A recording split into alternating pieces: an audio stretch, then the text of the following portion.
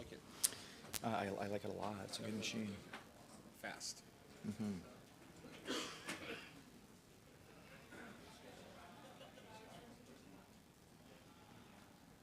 Oh, here, I'll change that.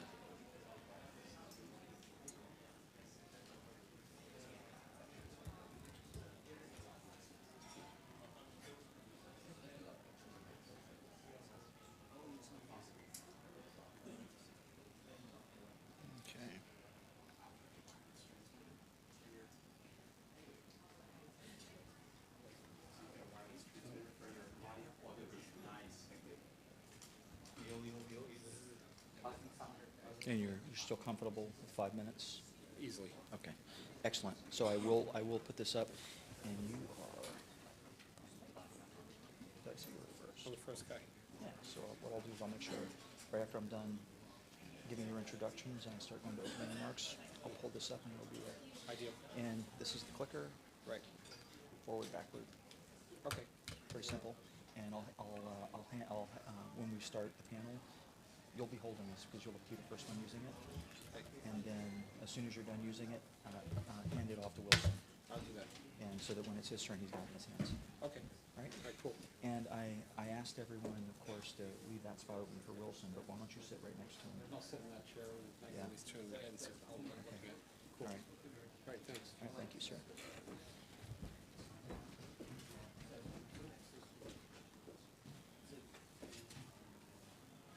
Hello, everyone. We're going to get started about 10 minutes later than we had originally planned because we were late going into the lunch. Make sure that everyone has time to get down here. So at 10 minutes after the hour, we're going to get started promptly. Okay? Thank you.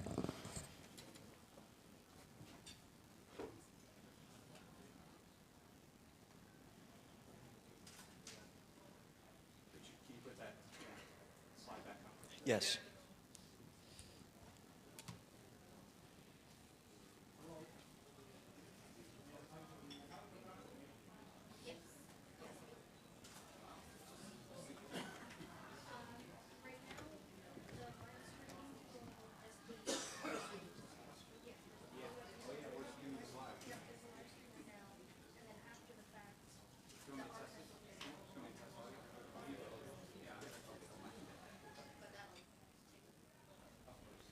Testing the audio. We're just testing the audio for our second camera setup here. Is that good? All right, excellent.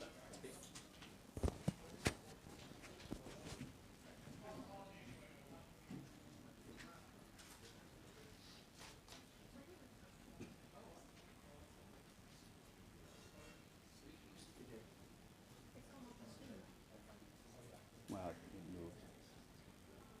Oh, it should have come back. What's going on?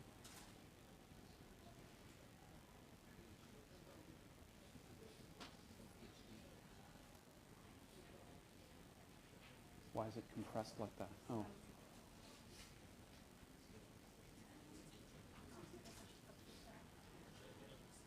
What? Check back here starting at 2 p.m.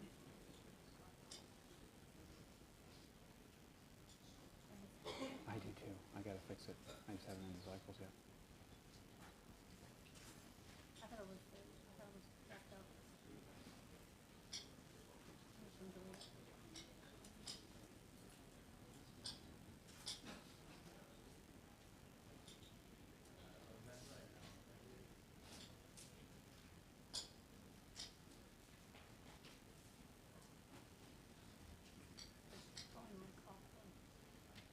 The embed's wrong. Okay, let's wait. Let's look at while you're there. Let me just go and look at the live stream page.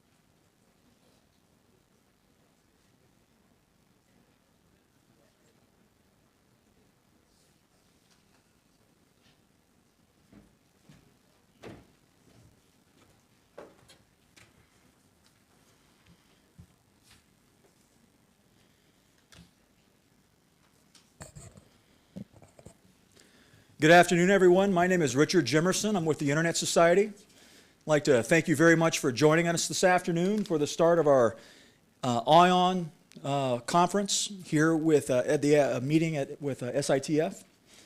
We're going to have a lovely panel set this afternoon. We're going to have a great presentation on the topic, business case for IPv6 and DNSSEC. But the most important thing that I want us to get out of the afternoon here is to know that a few years down the road, all of us inside of our businesses will be touching these two topics that we're discussing this afternoon. So I'm really excited to have your attention, your attendance here today, and we have a great set of speakers and panelists here to deliver information to you on these topics. So first, I'm with the Internet Society. The Internet Society is a nonprofit organization. We've been in existence for just over 20 years. We're the organizational home of the Internet Engineering Task Force. And we have technology programs, public policy programs, and development programs around the globe. And today we're here to talk to you about a technology topic. And this is our program. So, we're going to talk business case for IPv6 and DNSSEC. We're going to talk about DNSSEC from a panel and also IPv6 from a panel. We're going to have a tea break between the DNSSEC panel and the IPv6 panel, but I do encourage you to come back. We have some really good content. We have some very talented speakers from around the globe that are going to be here to share information with you. And this is unbiased information about these technology topics to make sure that you have information that's going to be helpful to you in your business in the years coming on these technology topics. Now, we're going to keep it pretty high level at the event today. We're not going to get into strict or very detailed implementation information about DNSSEC and IPv6, but we are going to talk to you about why it's important to your business and what you need to be thinking about in the coming years when it comes to these technology topics. And this will be very good information for you when you are communicating with your network engineers over the next couple of years. You will be informed on this topic and you will know what's going on. I'd like to give a special thank you to SITF. They made this possible here today. It'll allow us to come here and partner. The Internet Society is very excited about being here in Singapore to talk with you about these topics. Now, a little bit about the end of the session today. We are doing a raffle prize at the end of the session today. So right at about 5:30 in the afternoon, we're going to do a giveaway. You do have to be present to win. Now, the way that you actually enter this raffle is, many of you probably picked this up on the way down, but SITF has this evaluation form. It's got a front and a back to it. Just go ahead and fill that out. And what we'll do is at 5:30, we're going to go through the middle of the aisle here. And we're just going to collect up all of these forms. And we're going to put them in a basket. And someone's going to come up, and they're going to hide their eyes, and they're just going to pick one out. And if the person that they pick out, if they're here in the room, they win the prize. So we're going to be giving away an Apple iPad Retina display. And right after we're done giving that away, we're going to have the IPv6 Forum of Singapore also here with us, and they're going to give away an iPad mini. So there are two different iPads that are going to be given away at 5:30. So stay with us to the end of the day. You got a pretty good chance inside the room of walking away with that prize. Now, as we're talking about IPv6 and DNS security extensions today, I want you to think about resources that are available to you going forward to actually help you with these deployments, because all of you will be involved in this at some point in the near future. We have a resource at the Internet Society called the Deploy 360 program. We invite you to make use of that. You don't have to be a member of the Internet Society or anything like that to use it. It's a completely open resource. But what we're doing with this resource is we're working with first adopters of these new technologies, and we're learning from their experiences, the trials that they've gone through to make sure that IPv6 and DNSSEC is ready for their networks. And we're taking information from them and we're publishing it online at this resource so that you can go grab this information from free and you can learn from their experiences, find out what worked for them, what didn't, and you can actually use this information to help you with your own deployments. So this is a great resource for you, but more importantly for your network engineers inside your companies. This is an outstanding resource for them. Please point them to it. There are also other resources that you might need to take into consideration when you're doing your deployments. You might need to speak to a local consultant or something like that in the coming years. So pay a lot of attention to what's going on during these panels today and what people have to say, because that could help inform some activities that you have to take over the next couple of years. But please do know that that's there and be thinking about it as we're talking about these technology topics. It could seem daunting, it could seem like a lot, but it's all laid out in a very easy, usable format for you right here at this site, right at your fingertips. So, with that, we're going to go ahead and get started with our first presentation. We originally had Jeff Houston scheduled to join us today to give the business case for IPv6 and DNSSEC, and we did receive a communication from him over the weekend, and unfortunately he was unable to travel here with us today. So we are using Jeff Houston's slides, and we are going to have those slides delivered by Dan York of the Internet Society to get us started off today. Thank you very much.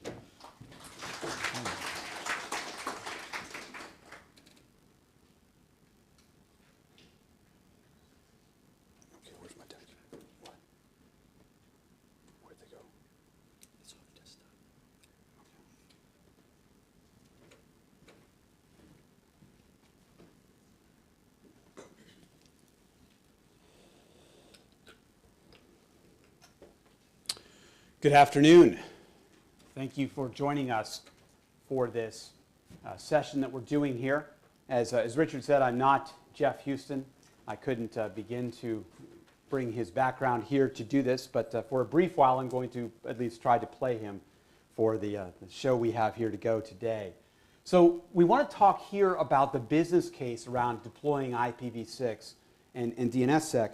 To start out a little bit, we would need to think about what is a business case. If you look at the Wikipedia definition, it gets into captures the reasoning for initiating a project or task. It goes through a whole line of different explanations, and you can see a nice little comic up there. It says, before I make my decision, I'd like to see those meaningless statistics again. A business case can be anything in a range of different topics, and we're going to talk a little bit about what this is and what this means.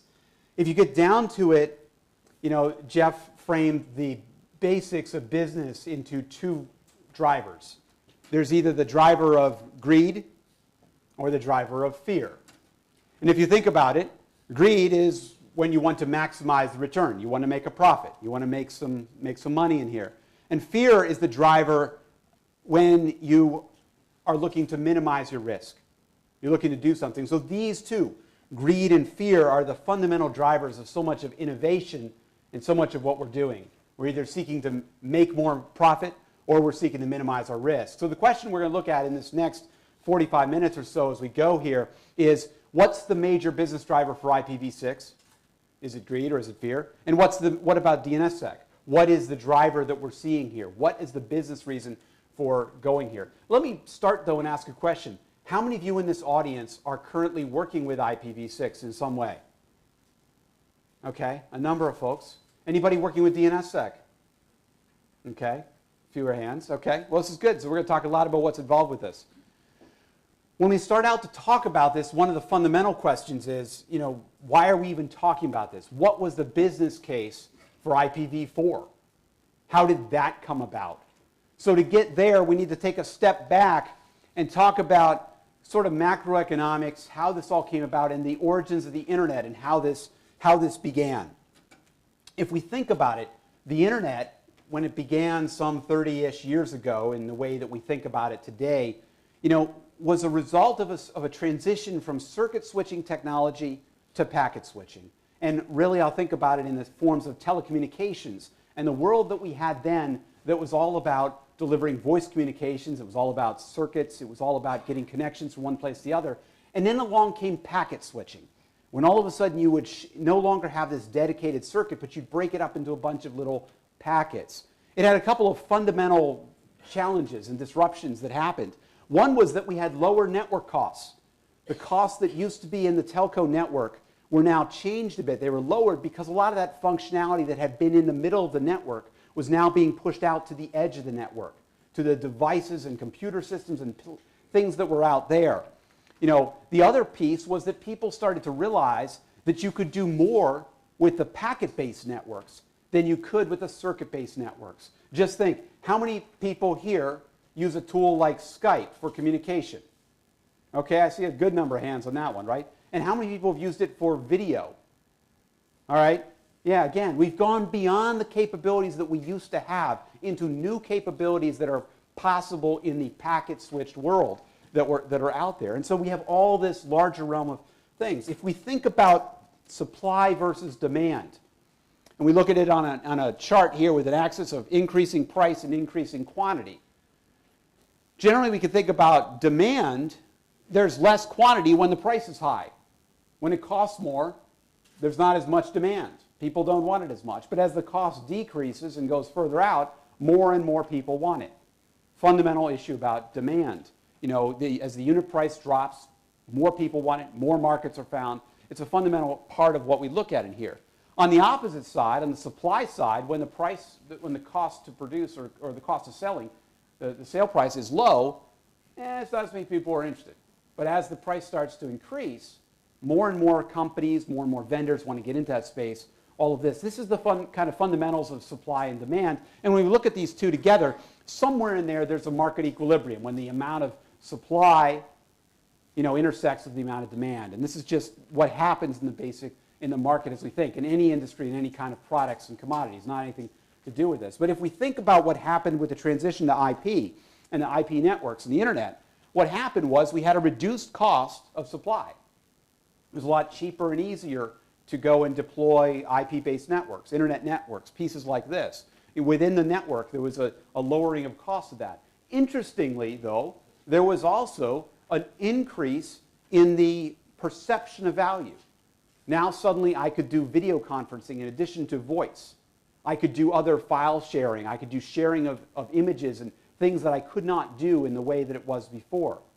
So there was an increase in perceived value and also a decrease in the in the cost. And so the market has reached a new equilibrium, a lower cost, but a space here where we've had this kind of change, this shift in the role of supply and demand.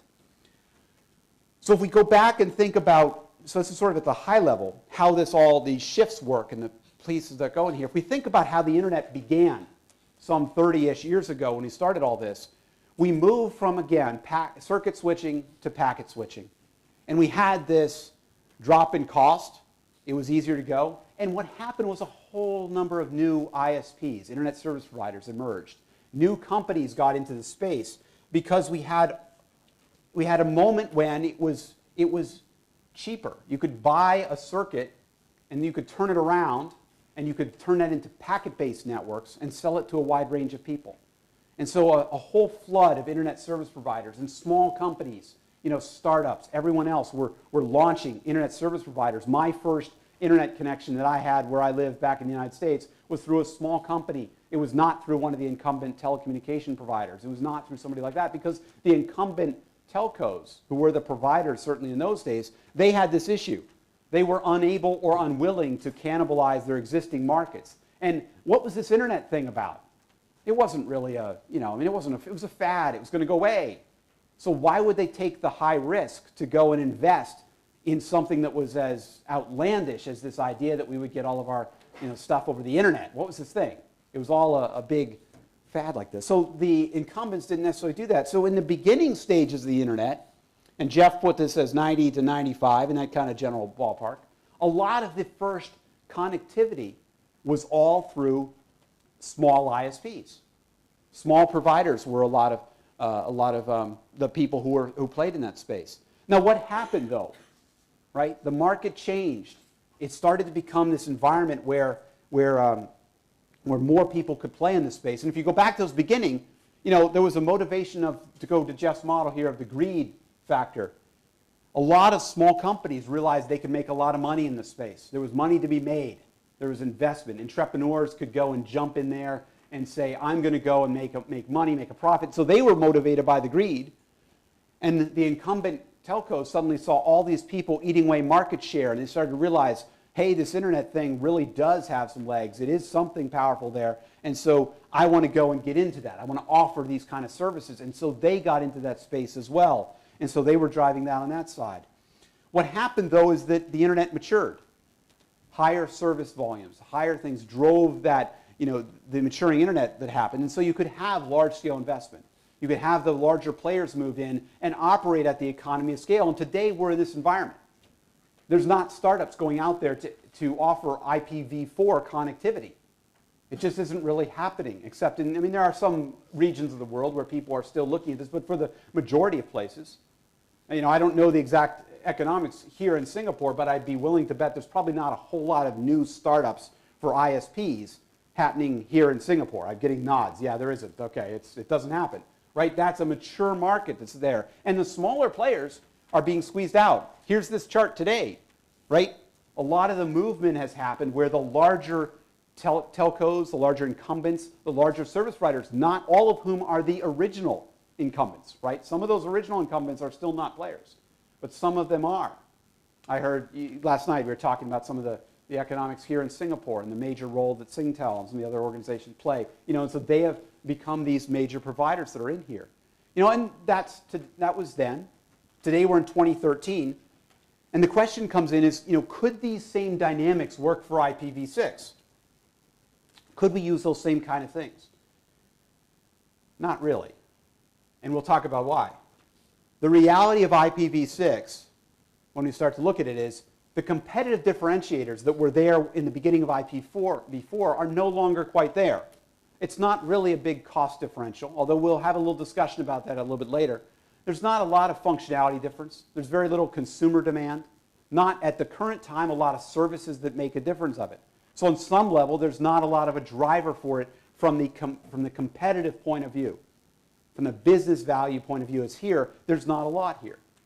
So when you look at it, going back to that graph, in fact, IPv6 makes a change in the wrong direction to a certain degree. There's increased cost of supply. There's increased, you know, there's no change in perception of value. So it's a different space on this. It may, in fact, actually increase your costs of production. It may not necessarily, in the short term, reduce your customer support. You know, it's not necessarily going to make it more resilient because it's going to add some complexity in the transition time in particular. And so why would we do all this, right? What are we going to do? Because greed isn't going to be the answer here. We're not going to make more money today around this, okay? It's hard to tell service providers that they need to go and make this investment quarter over quarter when today it's not a near-term thing. There are companies, and you're going to hear from one of them who is going to be on the panel later this afternoon, who have gone and made this investment. They've realized it's in their best interest to go and do so. And so they're doing that. They're making that the case. But most are not. Now, so what's the underlying business? What's the underlying business case for this? It really comes down to this: future risk. And we're not very good at quantifying that. We can't quantify what's the risk here. You know, we can't do that necessarily. Because the future risk comes down to the fact that we have no idea to build the internet out without IPv6 as the foundation. Here's the reality. Anybody know how many people are estimated to be online right now on the internet? Speakers can't answer this question. Anybody have a guess? Nobody? Some estimates are around 2 billion people. 2 billion people. There's another 5 billion people that have yet to come on to the internet.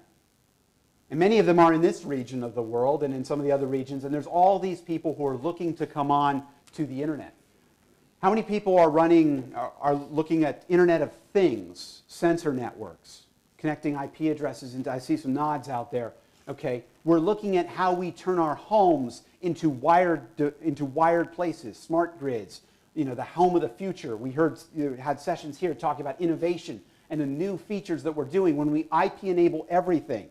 We put IP addresses on our light bulbs and in our, you know, power sockets. We put IP everywhere into all of these capacities. The reality is that we don't know how to scale the internet if we, you know, to get up to 50 billion devices.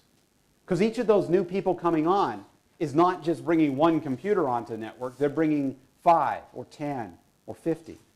Some of the solutions we have right now include things like, we'll call them large-scale NAT or carrier-grade NAT, and some of those are stopgap measures that can help us for a while. But we've done studies, we've done work, and one of our panelists can talk about that a little later, where we've looked at the impact of this large-scale NAT on real-time communications, on gaming, on the latency it starts to get introduced into these environments, and you start to do this. and you say, we can't scale this, we can't do this. So we have to look at how do we go and do this. Beyond all of this, just this scaling issue, there's another component to this. IPv6, the business case about it, is really about what made the internet so disruptive in the beginning. Because if you think about it, the internet, the fundamental reason why IPv4 has been so disruptive is it's been open for anyone to be there, accessible. We have a phrase we use called permissionless innovation. That means that you all in this room, you could be the creators of the next Facebook, the next Twitter, the next Baidu. You could be the next QQ or whatever your service is. You might be the next provider of a service like Skype or the next service like that. But the internet as it is today allows you to innovate, to create your services here in Singapore and make them available to the rest of the world. Anybody can come there and get your services. You can be the drivers of the next wave of innovation on the internet. That's because the internet in IPv4 is open and allows that kind of connectivity. But as we increasingly lose connectivity, as we increasingly lose IP addresses, here in the AP region, APNIC has run out of IP address blocks, IPv4 address blocks. You can't get any more. Okay, so as you bring on more mobile devices, as you bring on more areas, you can't get them. They're not there. But as we start to do that, when you start to employ NAT in some of these capabilities, you get into gated communities where there's a gatekeeper that can actually provide, be a blocker for access to that network. So if you create the next major communication service and you go to get people across the internet to use it, you may find yourself in a situation where you have to go to those gatekeepers of those networks and ask permission to get their users to have access to your new service. And guess what? They may not give you that permission right away. They may charge you a fee, or they may block you because they have a competing service. And so you get into this whole thing that we can have innovation, but we're not getting, but we want to have it in a permissionless fashion where anybody can access the service, where there aren't gated communities, gated areas where you have to go and get permission. We want to encourage this idea of competition. Now we're already seeing this. We talk about innovation. We talk about social networks, mobility, grid, smart grid, cloud computing, cloud services. All of these are systems and ways that we're looking at using more addressing space, more capabilities. Streaming video, there's a huge percentage of videos being streamed across there. Big data, all of the new world of large databases and large capabilities and being able to analyze that and do things with it. This is what is happening out there now. And so the case for IPv6 really comes down to, in the end, who benefits the most.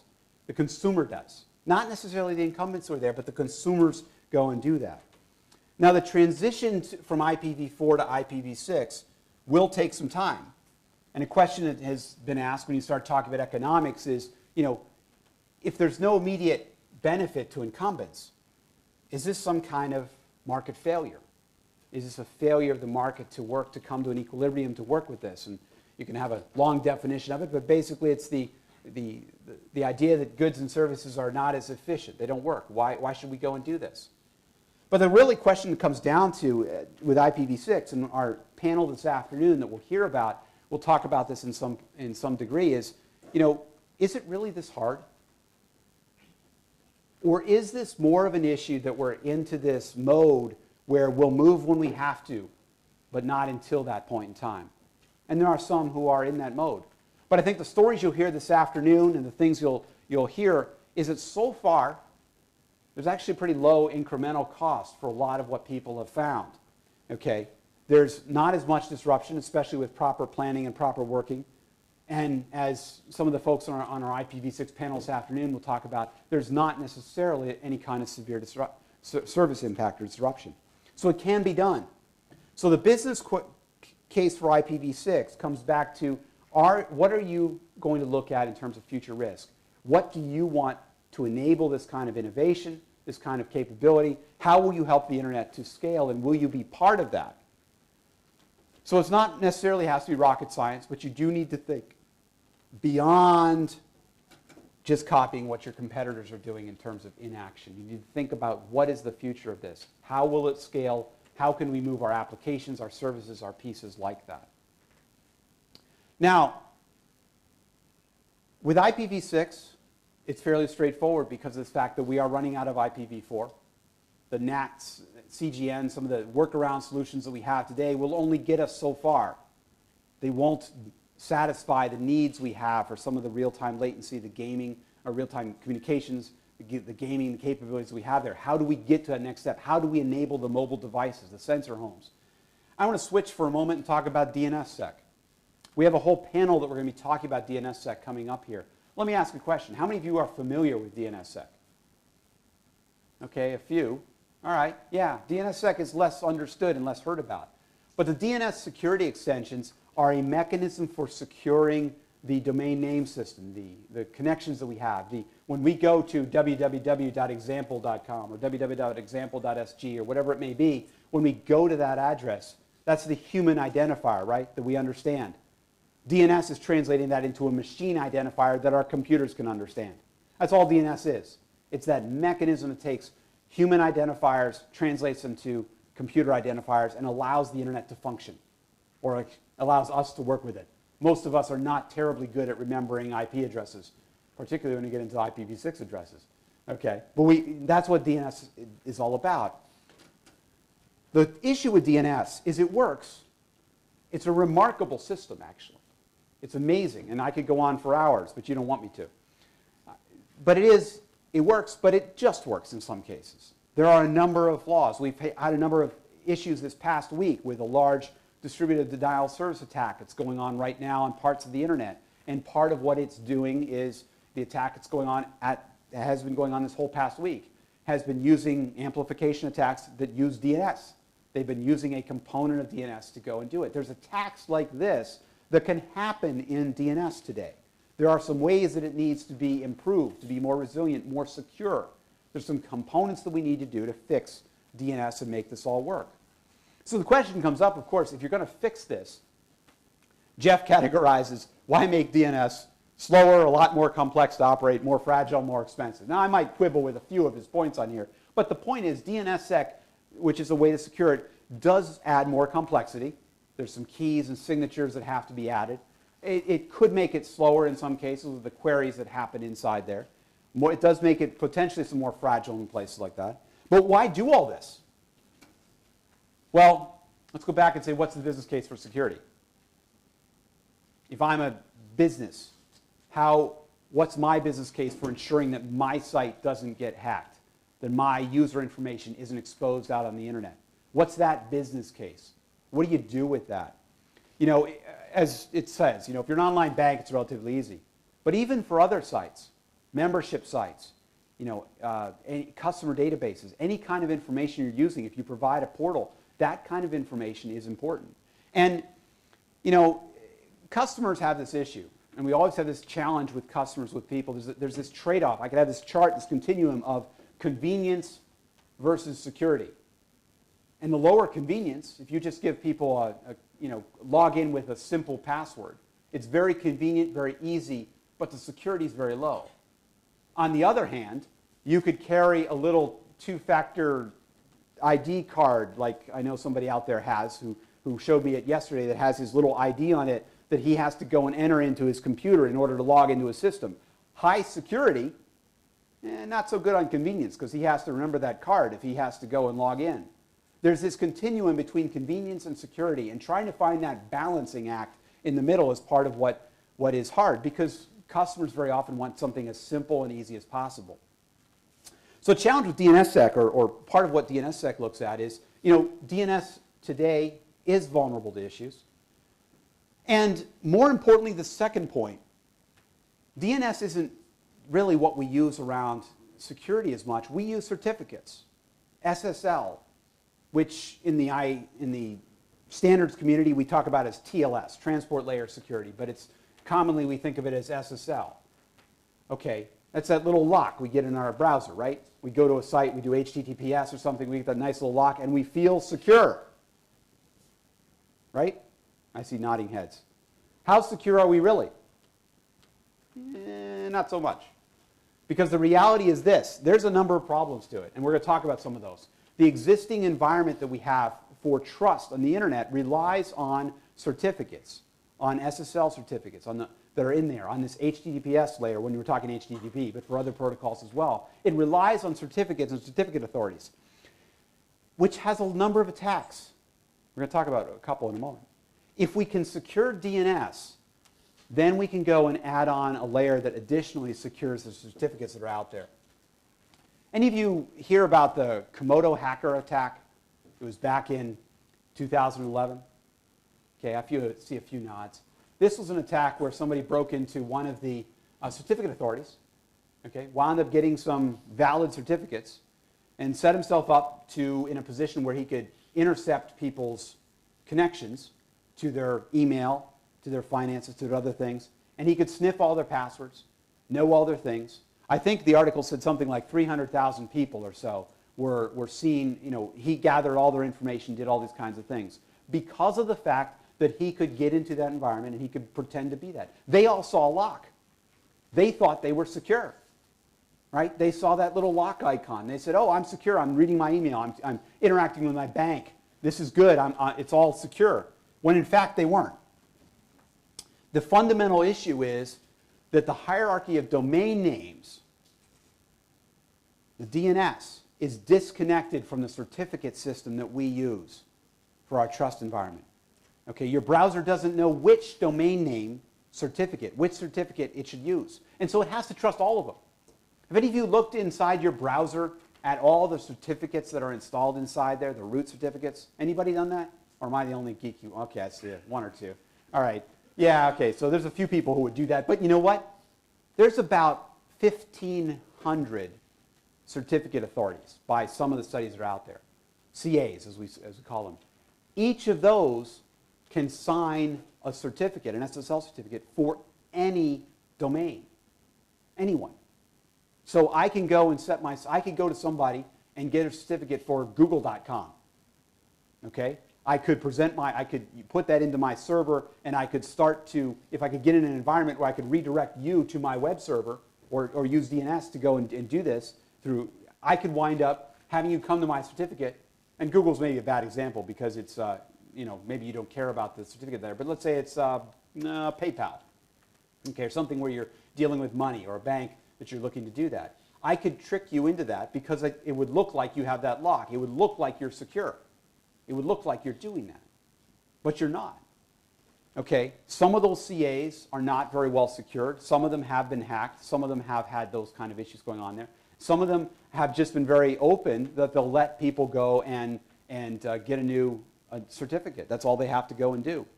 So this is a fundamental problem. So one question is, how do we fix this? Well, the problem is that we need to look at how do we fix this trust relationship. One of the ways that we can do it, and the one we're talking about here today, looks at the idea that we can go and secure the DNS, make the DNS more secure so that we can know that I'm going to the correct IP addresses when I'm going to example.sg, all right? And then I can have my certificates in there, or a fingerprint of my certificate, so I can know that when I'm going to examplebank.sg, I'm going there, I'm getting to the correct IP addresses, and I'm using the correct SSL certificate. This is a way that we can upgrade the trust model of the internet to provide a solid process that gives us the integrity that we need. So this is why we need to look at DNSSEC. For clients, for people out there, it avoids going to malicious websites. It avoids being duped. It avoids getting into situations where you could have identity theft or financial theft or pieces like that. For domain name holders, for operators of services, it raises the threshold for attackers. It makes it harder to go and do that.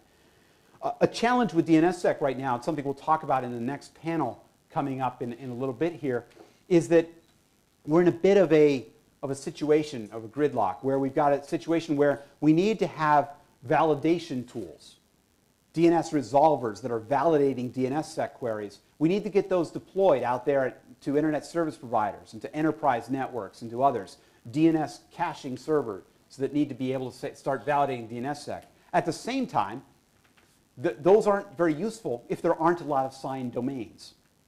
Okay, if people aren't using DNSSEC for domains. On the same token, why should you bother going through the process of signing your domain if there aren't people out there validating it? It's one of these we say in the United States, anyway, the chicken and egg scenarios, right? Which came first? We don't, we've got to get in that situation. How do we do this? Now, the good news about this deadlock that we've had so far is that it is changing. We're now up over 100 TLDs that have been signed at the top level, and our more domains are being signed underneath those. We're seeing some countries where a very large percentage of domains are being signed, like the Netherlands and some of the other different countries out there where they're starting to do this. We're seeing customers such as, well, one of our customers again, or one of our panelists later from Comcast in the United States, they've rolled out DNSSEC validation to their 18 million customers across the US. In Sweden and the Czech Republic, the ISPs there are starting to validate DNSSEC by default. They have been in some cases, for a couple of years. Brazil, too, is doing that. So around the world, we're seeing more countries that are turning this on by default. Another big step we just had, and I was pleased to see Jeff put this in the slides, was just last week. Google announced that their public DNS services that they offer, that people can just go and use as their default DNS servers, those services are now starting to validate DNS. They're doing DNSSEC validation. Now, initially, right now, it's an opt-in service where you have to request that validation through an application or a process. But they're rolling this out there. They're testing it. They're moving to a point where they're going to do this for all queries, and they've been very clear about that. They're moving to the state where they will do DNSSEC validation by default. So that will have a huge impact because all of those users, all of the people using Google's DNS servers will now start to do DNSSEC by default. And so you'll have a situation where you can sign your domain because it makes sense, because the people using Google at least will get to that kind of environment. So that's a big step forward that we have. So the business case for DNSSEC comes down to, again, what is the business case for security and trust in the internet? There was a study actually done by the Boston Consulting Group in early 2012 that looked at the worldwide digital economy in 2016, and they did some estimates around, if the economy was here and it was 4.2 trillion estimated, if there was improved trust, they estimated that it could grow to around 5.2 trillion. If it could grow US dollars. If there was compromised trust, you could see a significant drop in that, a $2 billion difference. This is one attempt to quantify this. But each of you need to think about for your own business, what would you see for the effect of having a compromised system? What would the compromise in trust mean to your business? What would it mean to you if your customers found their information out on a website, out on some other website, if it was compromised, if it was leaked out there? Those kind of issues. What is that worth to you? So DNSSEC, like IPv6 on a certain level, doesn't necessarily have competitive differentiators on an installation process. Okay? There's not necessarily consumer demand. They don't know this is a problem necessarily. They don't see that out there. It can be more complex. It can add costs. All of those features are there. But the case, again, goes back to this fact of it's the only way we really know right now to secure the operation of DNS from the exploits we see today. It's also a key building block to go and allow us to secure things like the certificate system. And it's not just the web, okay? The web is one piece of it, and I've been talking about that. But there's other components. There's a number of people who have been looking at ways to secure email, to ensure that when I receive an email from you, it really did come from you. Some of those are certificate-based. They need some kind of PKI, public key infrastructure, some way of doing that.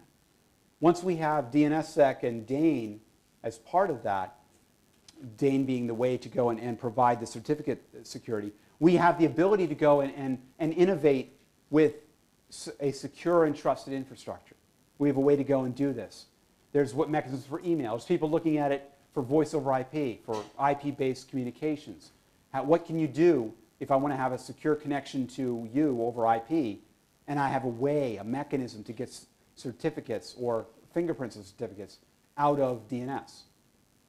A key point is we're not talking about replacing the certificate authority system. We're talking about adding additional security to it. I can still buy my very secure SSL certificate, my EV SSL certificate if I want. I can still do that. But with DNSSEC, I can add another layer to say, this is the certificate I use. This is the one that I want to use. this is how I can go and do it. It provides a way to go and do that. So I want to leave you with some thoughts here around, again, the case that we have for IPv6 is fairly clear. We're running out of IP addresses. We have 5 billion more people looking to come online. We have an entire smart grid, entire cloud computing environment that we're looking to bring online. We're looking to do this. We have no other choice, really. We don't have a way to scale the internet unless we go and grow it that way. And you folks in the Asia-Pacific region in particular are leading that in many places in looking at how we go and do that, because you're going to be bringing on more mobile networks. You're going to be bringing on more environments and more places, and you don't have the IPv4 supply to do it. And so it will be a necessity here to go and do that. On the DNSSEC side, the choice is really about how do we create a trust layer? How do we bind the human identifiers that we all know, those domain names? How do we build a trust relationship between them to the IP addresses that machines need in order to ensure that we can have trusted and secure communication across the internet? Because at the end, we want to create and foster an environment that, to the theme of this conference, we want to provide an environment that fosters innovation and that allows places like Singapore to become hubs of innovation, to create innovation that goes across the world, and does so in a secure and trusted environment. That's what I've got to talk about today. At this time, I will entertain any questions if there are. Does anyone want to ask any questions about IPv6 or DNSSEC and the business case around that?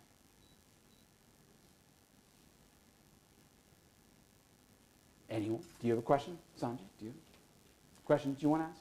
I have a microphone. If anyone would like to Yeah, you can. command a microphone. Yes. I don't know. Do you? The question actually is, hello. Yeah. Is it on? It's on. It's on, thanks. The question actually is for the end user checking his Facebook account. Yes. The business case may exist for telcos, it may exist for service providers, it may exist for app developers. But how much can I scare the end user into saying your password will get lost if you go to a banking site when most users can't even set their Facebook passwords?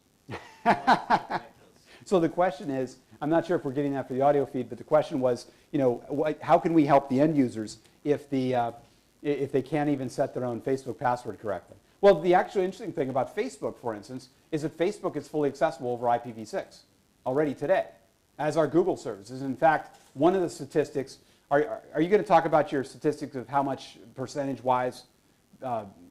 Okay, so I'm going to steal maybe one of his data points from later, but it's a good answer to things.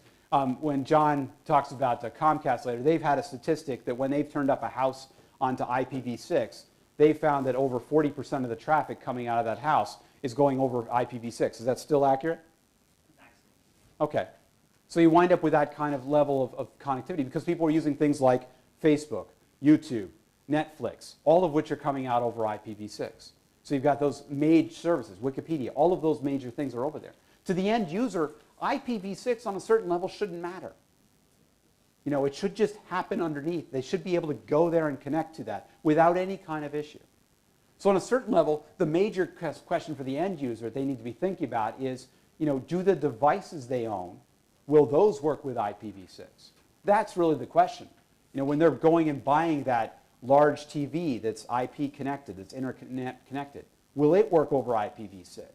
On a certain level, to the end user, the message is, are they thinking about future-proofing, whatever you want to say, as far as are they buying something that will last into the future? Or are they going to have to buy a new one when IPv6 comes along in that regard? John, you want to answer something on that? This is John Brzezowski, who is going to be a panelist about IPv6 and comes to us from Comcast in the United States. Thanks, Dan. Can you guys hear me? That one's a little low. Let me get another one for you. Here, okay, that one. So one of the comments I'll make there is we're also finding that many consumer electronics manufacturers are able to backport their support for V6. So to Dan's point, getting the initial introduction to V6 support today is critical, but we're also finding that many television manufacturers, they're recognizing that it's important. They're recognizing that there is a side effect to the alternative to V6 like carrier grade NAT, So what we're finding is many of them are saying, we'll introduce support in 2013, but we may actually backport support for V6 3 years, for models that are 3 years older. So it's actually better than just introducing support from now moving forward. Some manufacturers are actually looking to move it backwards into older models. That's the value that they're seeing in it. Oh, another question right back behind there. Let's use that new mic. Oops, yeah, as we.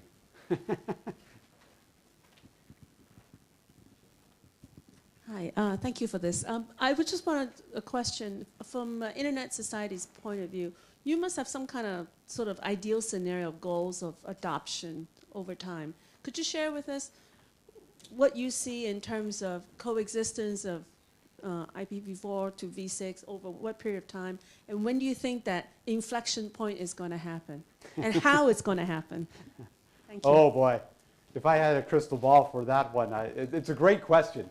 You know, I think from an Internet Society perspective, we've certainly, I mean, obviously been looking for this transition to happen for quite a while. And you know, if you've been familiar with what we've done over the past years, we've had a World IPv6 Day, which was a 24-hour turn on of IPv6 to see that it really did work and wouldn't break everything. And then last year we had World IPv6 Launch, where many websites I mentioned before turned it on, and we started to see actual real traffic happening. I think what we're seeing right now, as far as metrics go, you know, we've set a bar that we'd like to see, you know, 10, 20%. We'd like to see a continued progression of that over the next period of time. The question really is, what's that period of time? And we're not really certain on that. You know, what we've seen already, though, is a really nice uptick since World IPv6 launch. Google has a nice graph that they've been tracking the IPv6, the number of queries coming to their website from that are coming over IPv6. And they've seen a nice growth path, and now it just crossed over 1% just recently. But considering that it was coming from very little at all, that's a huge step forward in what we're seeing. And the growth path it's the right trend. The trend line's going in the correct direction for what we see. So I think we're going to be in a transition period for a long time, to be honest. I mean, it may be, it could be a decade. It could be, John, what are you going to say? I have a different opinion. Okay, well, so I'll finish my point and then I'll introduce John's. I think we're going to see, it will be a period of a while. It's going to vary in different geographies, in different areas, and some places are there. John, I'll let you, go ahead. So what do you say for a time frame? So, so just briefly, from my point of view, we have a pressing need to vacate IPv4, right? We introduced support for V6 because we recognize that from a business continuity point of view, there is no future from a V4 point of view for us, right? And Comcast, we're the United States we're the largest service provider in the United States, and we're one of the largest in the world. We don't have 10 years, right? Honestly, so we started 8 years ago. And one of the main reasons we did so is because we realized early on that the size of our network, we have to vacate IPv4. So for us, there was a very compelling business need. I'll kind of pause there and tell, hopefully we'll get back into this in the later panel. I think we'll talk about that more in the specifics in the V6 panel, but I think for an Internet Society, we love examples like what Comcast is doing. They've been doing a great work. A number of the mobile providers are doing some great work in bringing up IPv6 on the new LTE networks that are being deployed in various parts of the world.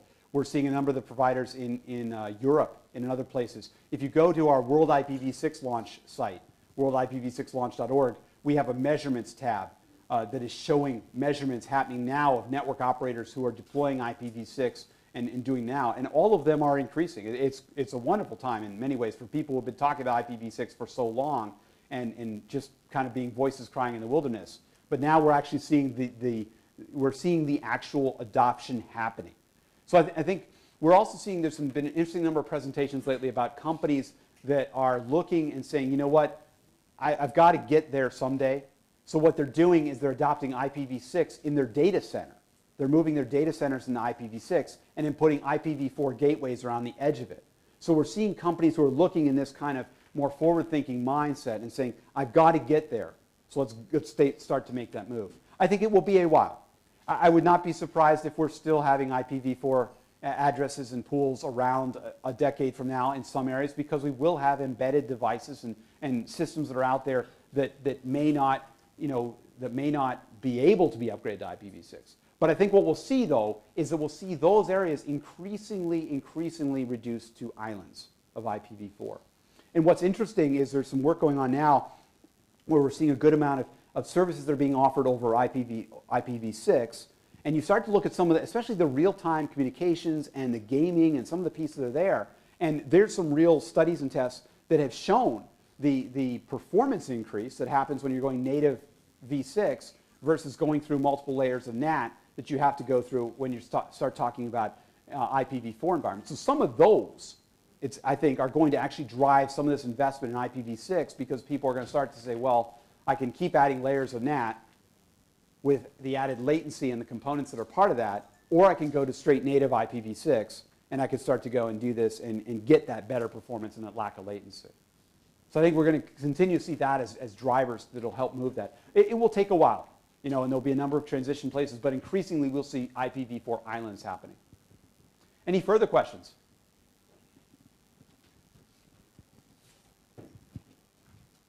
Hi, can I ask you to pontificate about what the curve might be like for DNSSEC?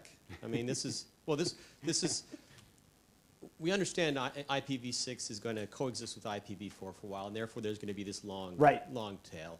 DNSSEC's a little bit different, so I'd be interested just to hear what your personal views, given your your position in all this, are about the same kind of timeline. Sure, and that's actually a funny question because it's going to lead perfectly into the next session, which is great, Rick, so thank you for that. But we are, and actually I have a chart that I'll be showing for the next presentation. It's going to show the take-up we've seen in DNSSEC happening across the world and the number of top-level domains that are there. With DNSSEC, what we've seen is that the tools have gotten a lot easier on signing. The tools have gotten a lot easier on validation.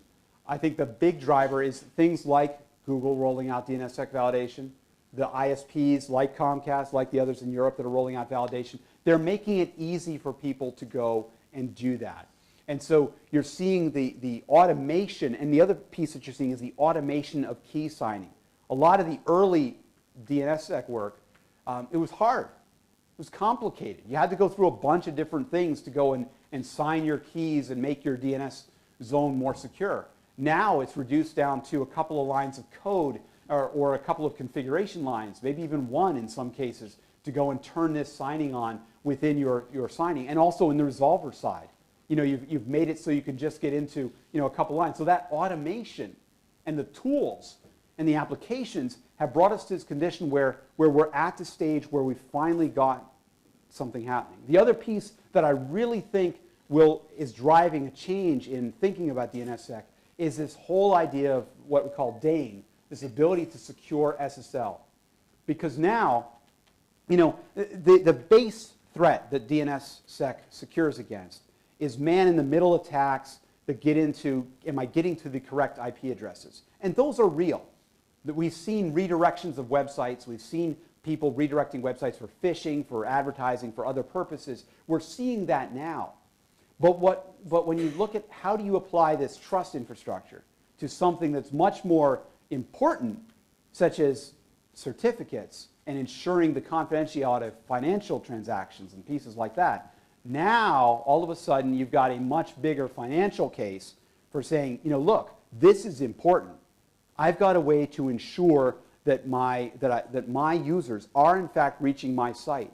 There's nobody in the middle who's bypassing that. So I think the drivers are here. We've got the business case in terms of, very real value in this. Now, DNSSEC and DANE need further deployment before they're universally available, but we're getting to that point where it's a real thing. The tools have gotten simpler, the automation's there, and now another big step was we needed top-level domain signed.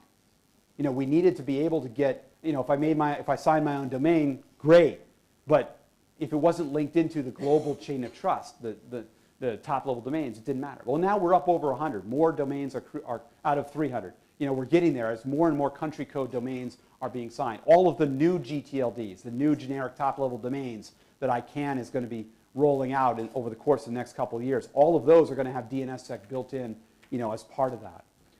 So that's actually a good lead-in because I'd like to thank you for your time, and we're going to move into our panel discussion about DNSSEC. So I'd like to call up, I'm going to switch, I'm no longer Jeff Houston. or not that I ever was, but that I could attempt to try to do that. I'm going to stop channeling him for a moment, and I'm going to switch over to be the moderator of our next panel. And so I'm going to ask Rick Lamb, Jitendra Kumar, and Sanjeev Gupta to come up and join me up here, and we will switch our slides and go from there.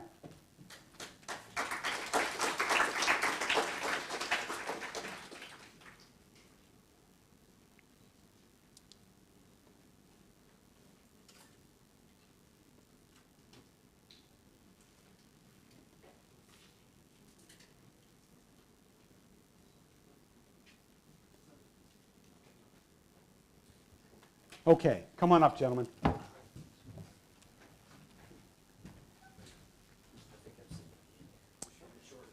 So we're going to move over here. All right, come on in here. We're all set. It's just oh boy, nice comfortable chairs. Pour yourself a glass of water if you'd like. We're going to get through that. So we're going to begin and talk about DNSSEC and deployment from the end customer perspective out to the ISP. Now you heard some of the business case things. I'm going to talk a little bit, see how this works here. But before I begin that, I'd like to have each of our panelists introduce themselves and say a little bit about what they do, what their company does, and how they work with DNSSEC. And the format of what we're going to do today is we're going to talk about, we're going to have a brief introduction, about 5-10 minutes. I'm going to talk about what is DNSSEC, what role does it play, and more so than what it did, I'm going to show you a couple diagrams that explain exactly how this works. And then we've got a whole series of questions that I've asked these gentlemen to think about what is it, and we've got a couple of controversial ones here too around whether it even matters and what should do. We will also have an opportunity for any of you to ask questions, so as you sit here and think about this and you have questions about how does this work or why should you do this, what does it really mean, is it really that bad, all of those kinds of questions, we'd love to hear you do that. So we'll pause a couple times to ask for that kind of feedback. So let me begin, and I guess since we're sitting this way, I'll ask Sanjeev first, and why don't you grab one of these microphones, and this, yeah, there you go. You each should have a mic so you can all, we don't have to, each other. yeah, we can interrupt each other and do all that. So go ahead and introduce yourself, Sanjeev. Hi. Well, okay. That wasn't a trick question. I run a Those come small later. data center in Singapore, but that's more as a hobby. And DCS1 Private Limited, we are a niche consulting company which provides business advice on how to run your IT infrastructure. We, as usual, pretend that we have core competencies and we stress on certain areas, but not really. Any business knows that we'll take whatever we get any day. So my background is basically I used to be what many of you, I think, used to be as well, a system administrator, then started calling myself a network administrator because it sounded cooler in the early 90s. And so I have about 25 years of experience running V4. We do V6, IPv6 regularly. We have done DNSSEC test beds, but currently I'm the skeptic on this panel. I have not found a reason to turn on DNSSEC. My zone isn't signed. Our own domain DNS zone isn't signed, and I would like to sign it. And it's really easy to implement DNSSEC. It's just that there's been laziness, and the why is the part that I'm not sure about. The how it's become really easy to participate in DNSSEC. Yeah. All right. Jitendra from Affiliates. Hi, I'm Jiten Kumar, working with Affiliates and based out of their India office in New Delhi. The major part of what I do at Affiliates is I work as a technical account manager and work as a liaison between our customers and the company. Affiliates is one of the leading back-end domain name registry service providers, and since we're talking about the DNSSEC, we've been heavily involved in working and making DNSSEC happen for most of the customers that we support. Worth noticing that we signed one of the biggest TLDs that we support in the early time, and it was then, of course, after that we moved on, and today we support approximately 16 of the top level domains, and we have signed all of them. So that's what we do, and that's about it. All right, and Rick Lamb from ICANN. Testing. Okay.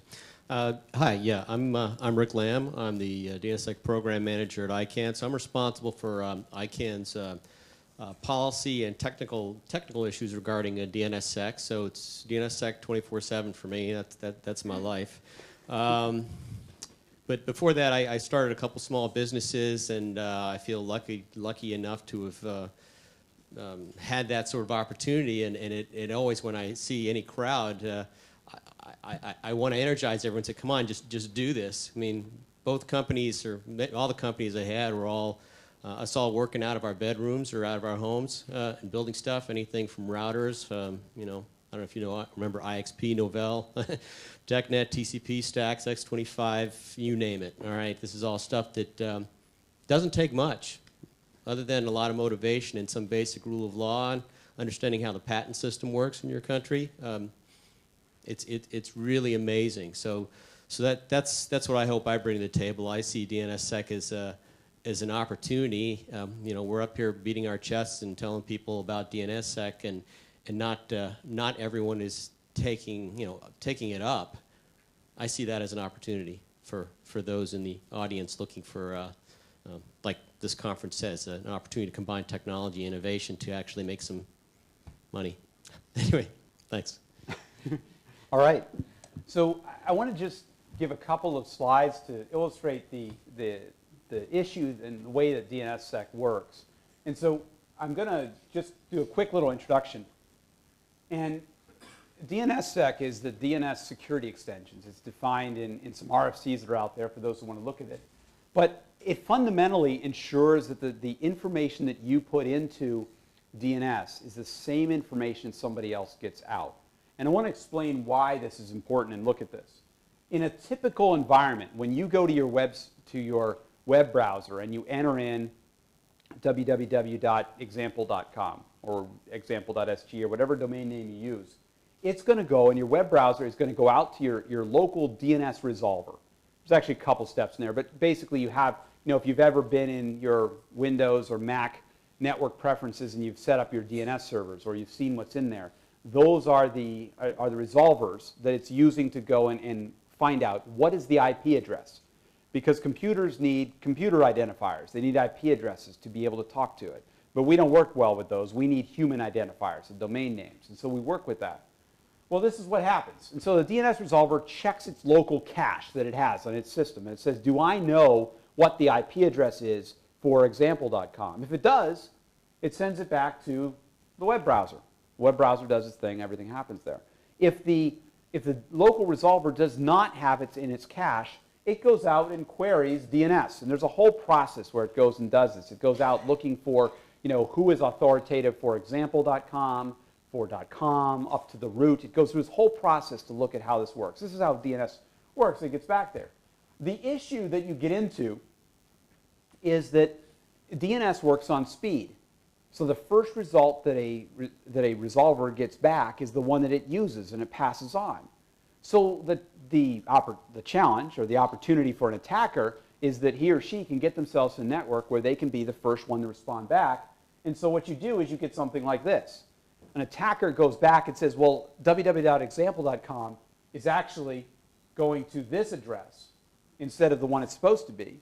And that address gets taken from the resolver and passed back to the browser, who then goes and connects to that website instead of the correct website.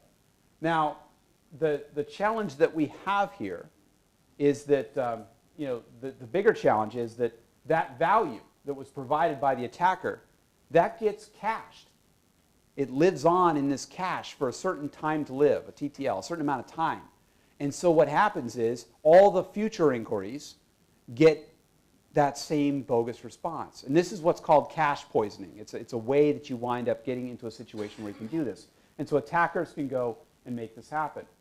Now what DNSSEC does is it introduces some other fields to DNS, something called a signature. It's signatures. It gets into digital signatures. DNSSEC does not encrypt the information in DNS. It doesn't do anything to make it more confidential, but it does go and make it so that it has a signature. There's integrity protection to make sure that the information that's put in there is this way.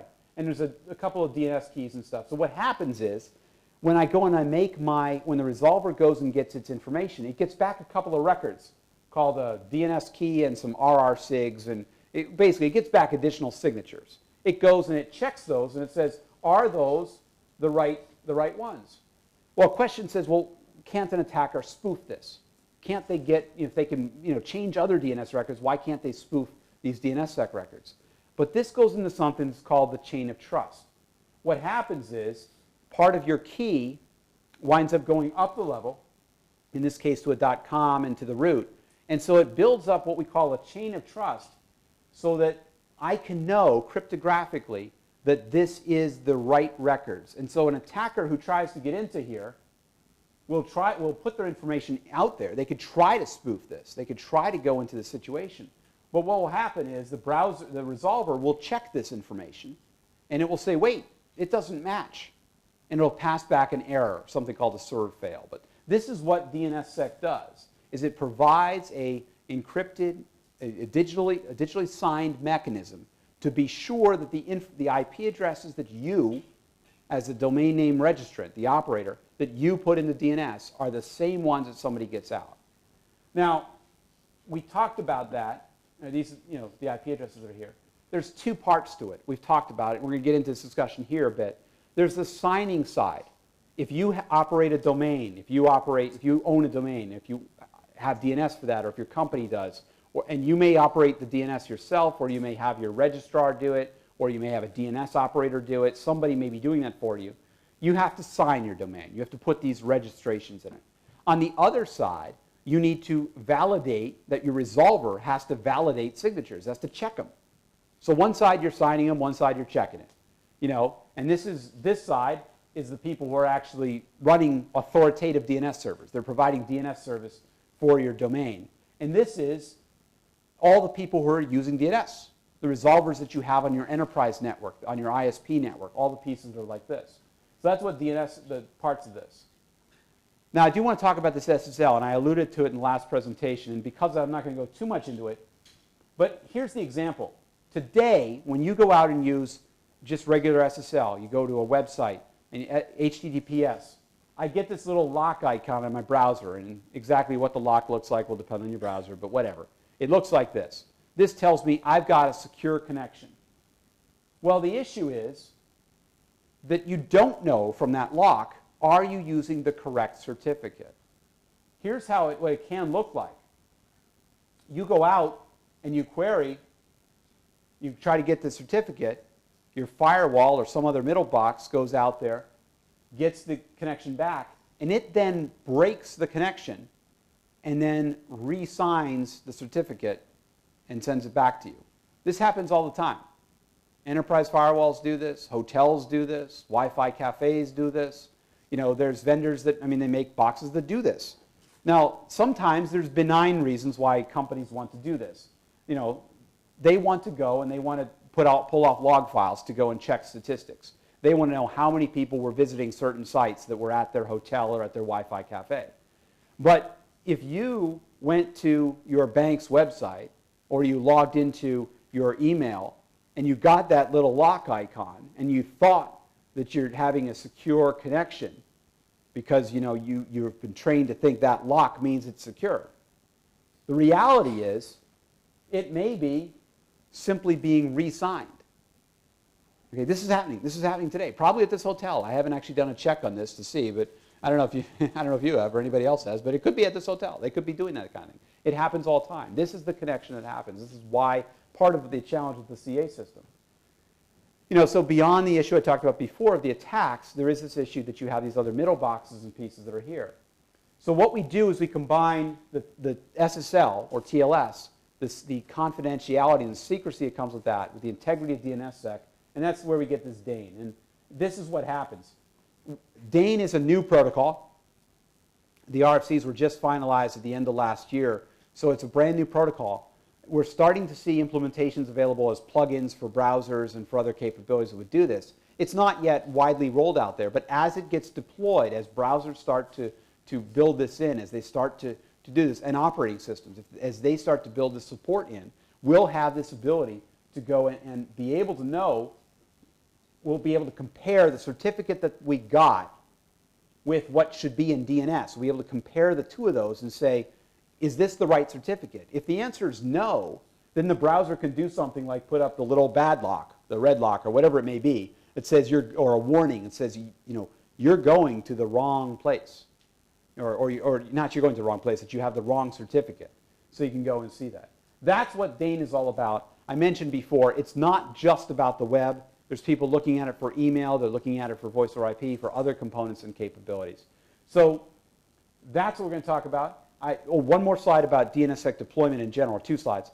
This is what the world looks like today as far as DNSSEC goes. I mentioned those 100 domains. Pretty much all of the original generic top-level domains, .com, .net, .org, .edu, all of those have been signed. Okay, all of the original ones that are out there. And then this is the map of all the countries that are right now shown. And I'll mention, actually I should mention for people who are on the live stream and who are watching this in other places, this slide deck is also available from our Deploy 360 website. So you can see these slides that are up here. You can see them, you can download the slides and look at that. And to all of you as well, if you go to internetsociety.org/deploy360 and look for our ION Singapore conference, there's a pull down for ION, you can get to the agenda where you'll see these slides as well. But as you can see, we've got a lot of the world in operation right now. A lot of, Russia just recently signed the .ru domain, some of the other different areas. So the top level domains are coming on. If I dig down a little bit into the Asia Pacific region, we've got some activity happening in some of the different domains that are out there. Mongolia is signed there. I know we just put up a note about some APNIC was doing some DNSSEC training up there, working on some folks there. India, some of the other countries in this whole region are signed and are able to go and do that. Other ones you can see are experimenting. China, there's a ICANN workshop on DNSSEC deployment happening in 2 weeks in Beijing. And one of the folks from CNNIC who are doing the .cn domain are going to be there talking about their plans for deploying and signing DNS and getting DNSSEC deployed within China. So there's a lot of momentum happening throughout that region. So with that, I'm going to wrap up this little primer on what this is, and I want to get into our discussion. And again, I would encourage you, we have some really expert folks here as far as with a good background and knowledge, so we want to get some of their understanding of this. So if you've got questions, I'd love for you to come up. We have a microphone here, and we'd be glad to take your questions. So I'm going to start out, and let me start out with Rick. No, why not? Because you were talking about this, and I'll throw the question to you, which is ICANN. Well, first of all, maybe say what is the role of ICANN when it comes to all of this DNSSEC? And maybe just a brief, what is ICANN? So maybe start out with that, and then I have a question for you. Does anyone in here know what ICANN is, first of all? Okay, there you go. All right. I guess I'm going to have to explain it. So ICANN is a nonprofit organization. We're basically there to coordinate the top level of parameters, make sure people don't pick the same domain name, same IP address, same whatever numbers. We've been around for a while. It's a very, the coordination function is a pretty low-profile coordination function. So that's what ICANN does. So if you look at with respect to DNS and DNSSEC, if you look at a domain name like www.uob.com.sg, a local bank, we're actually to the right of SG. So when Dan had pictures of root servers and stuff, we help manage that first question. If you know nothing about a domain name, the first people you ask are going to be these root servers. Okay, you're going to ask them, what's the IP address for my website? And you're going to hit this group of root servers. Well, we help manage that part of the hierarchy. So we're at the very top. And then on and on. From there on, it goes to the SGNIC and UOB Bank, for example. So that's what ICANN does. So that's hopefully that makes a little sense. Again, like I said, we're a nonprofit, and it's a multi-stakeholder. All our policies are developed based on the internet community, international internet community. We have 3 meetings a year. Dan's going to be at one of them. Anyway, go on. So my question for you is, DNSSEC is not new. It's been around for 10 years. So what's the holdup? Why aren't we there? All right, he's jumping right. He's jumping right to the hard question. All right. Well, like Dan, I spent a lot of time trying to answer this question and find out what the problem is. to a lot of, if I go to CIOs in organizations, they say, well, we just have so many other things that we have to deal with right now. BYOD is a big thing they keep bringing up. People bringing in their own devices, bring your own device. It's happening, and they're pulling their hair out. Well, you see, I've already done that, but they're pulling their hair out, and they're not getting anywhere. So it's a priority issue. So part of it is a challenge for us. I mean, even as Dan said, 102 out of the top 317 the CCTLDs, we're doing great at that level. At that level, DNSSEC is getting deployed. I mean, you saw the map you put up, a lot of green, looks good, right? Root signed, and tools are getting simplified. But then you ask the question, and I think that's what Dan is getting at, how many actual domain names are signed? PayPal.com is signed, Yandex.com is signed. There are a few guys, but how come Tata is not signed? How come IBM.com is not signed? And that's usually the response I get, is that it's a priority issue.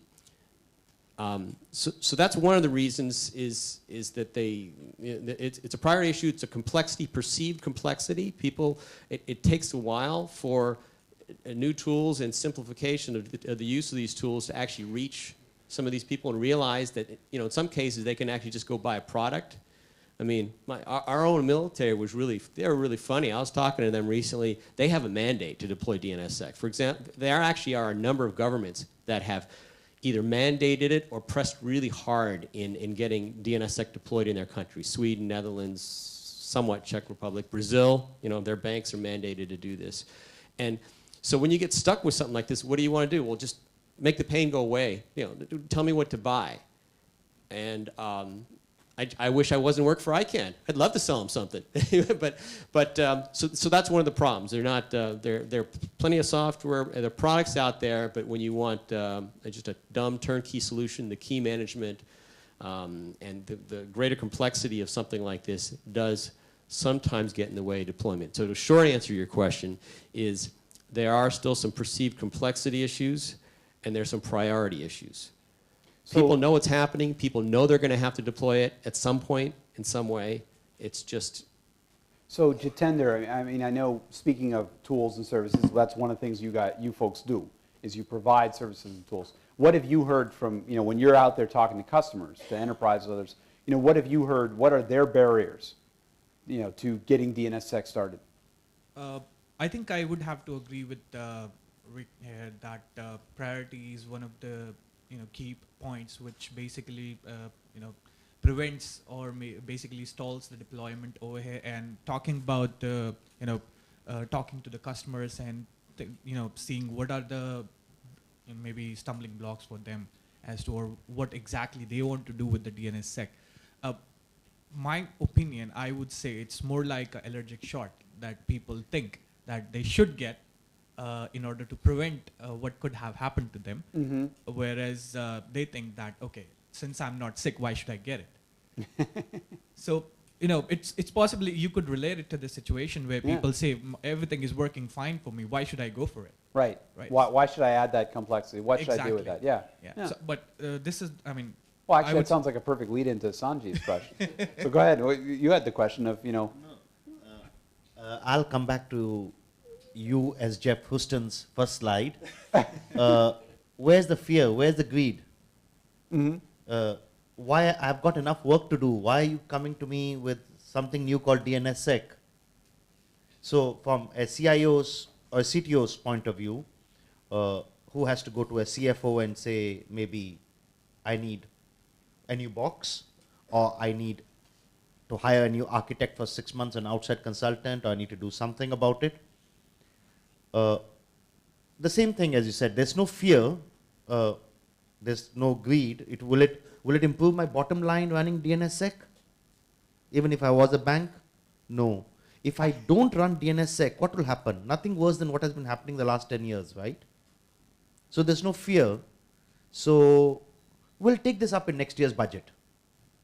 And that's it. I mean, it's not that people don't want to do DNSSEC. And like I keep telling people, it's become trivial these days, especially if you're a registrar. The problem these days I see is normally that your registrar is not supporting it. For you to support it is trivial. For the root name servers, done. It is the cheapo and I'm looking at all the IT administrators here, the registrars who are not willing to pay $14 to and wanted to register a domain for $11, they don't have the way to pass your keys, to re-sign your delegation keys upwards. But that is not a problem. It will go away. That problem will go away. The problem is simply that there's nothing going wrong with the way it is today, right? And one day I will stop smoking, and one day I will start putting on my seat belt, and I will eat healthy, but yeah, I mean, that's a problem. Yeah, okay. Do you want to? Well, I love you picking up the seatbelt example, because that feeds right into, I hate wearing seatbelts, all right? But it's a rule in my country. And let me back up a little bit. Cybersecurity has gotten on the radar of a lot of governments, so there's more and more interest in this. So I think DNSSEC at some point becomes more of a requirement, and it's better to learn how to use that now than later. But back to your more practical and very accurately assessed, I mean, there's nothing wrong now. Why do I do this? How does this affect my bottom line? It does not. It's future risk that you're actually going to try to cover. And from my point of view, my personal kind of parochial point of view, large companies, and I think you're talking about larger IT organizations, they're going to just want a solution to this at some point. This is where the entrepreneur has just a perfect opportunity here to develop the products. I'm not saying just a solution to DNSSEC where you can buy the box, but you mentioned a few things, voice over IP, stuff like that. What about simply validating a file that you download off the net? I know you guys are all pretty young, but there was a time when if you saw an ICSI file on the net, you just clicked on it, you downloaded it, and you ran it, and you were fine. You can't do that now. There's a lot of overhead that's been cruft, that's been added to operating systems because of security issues.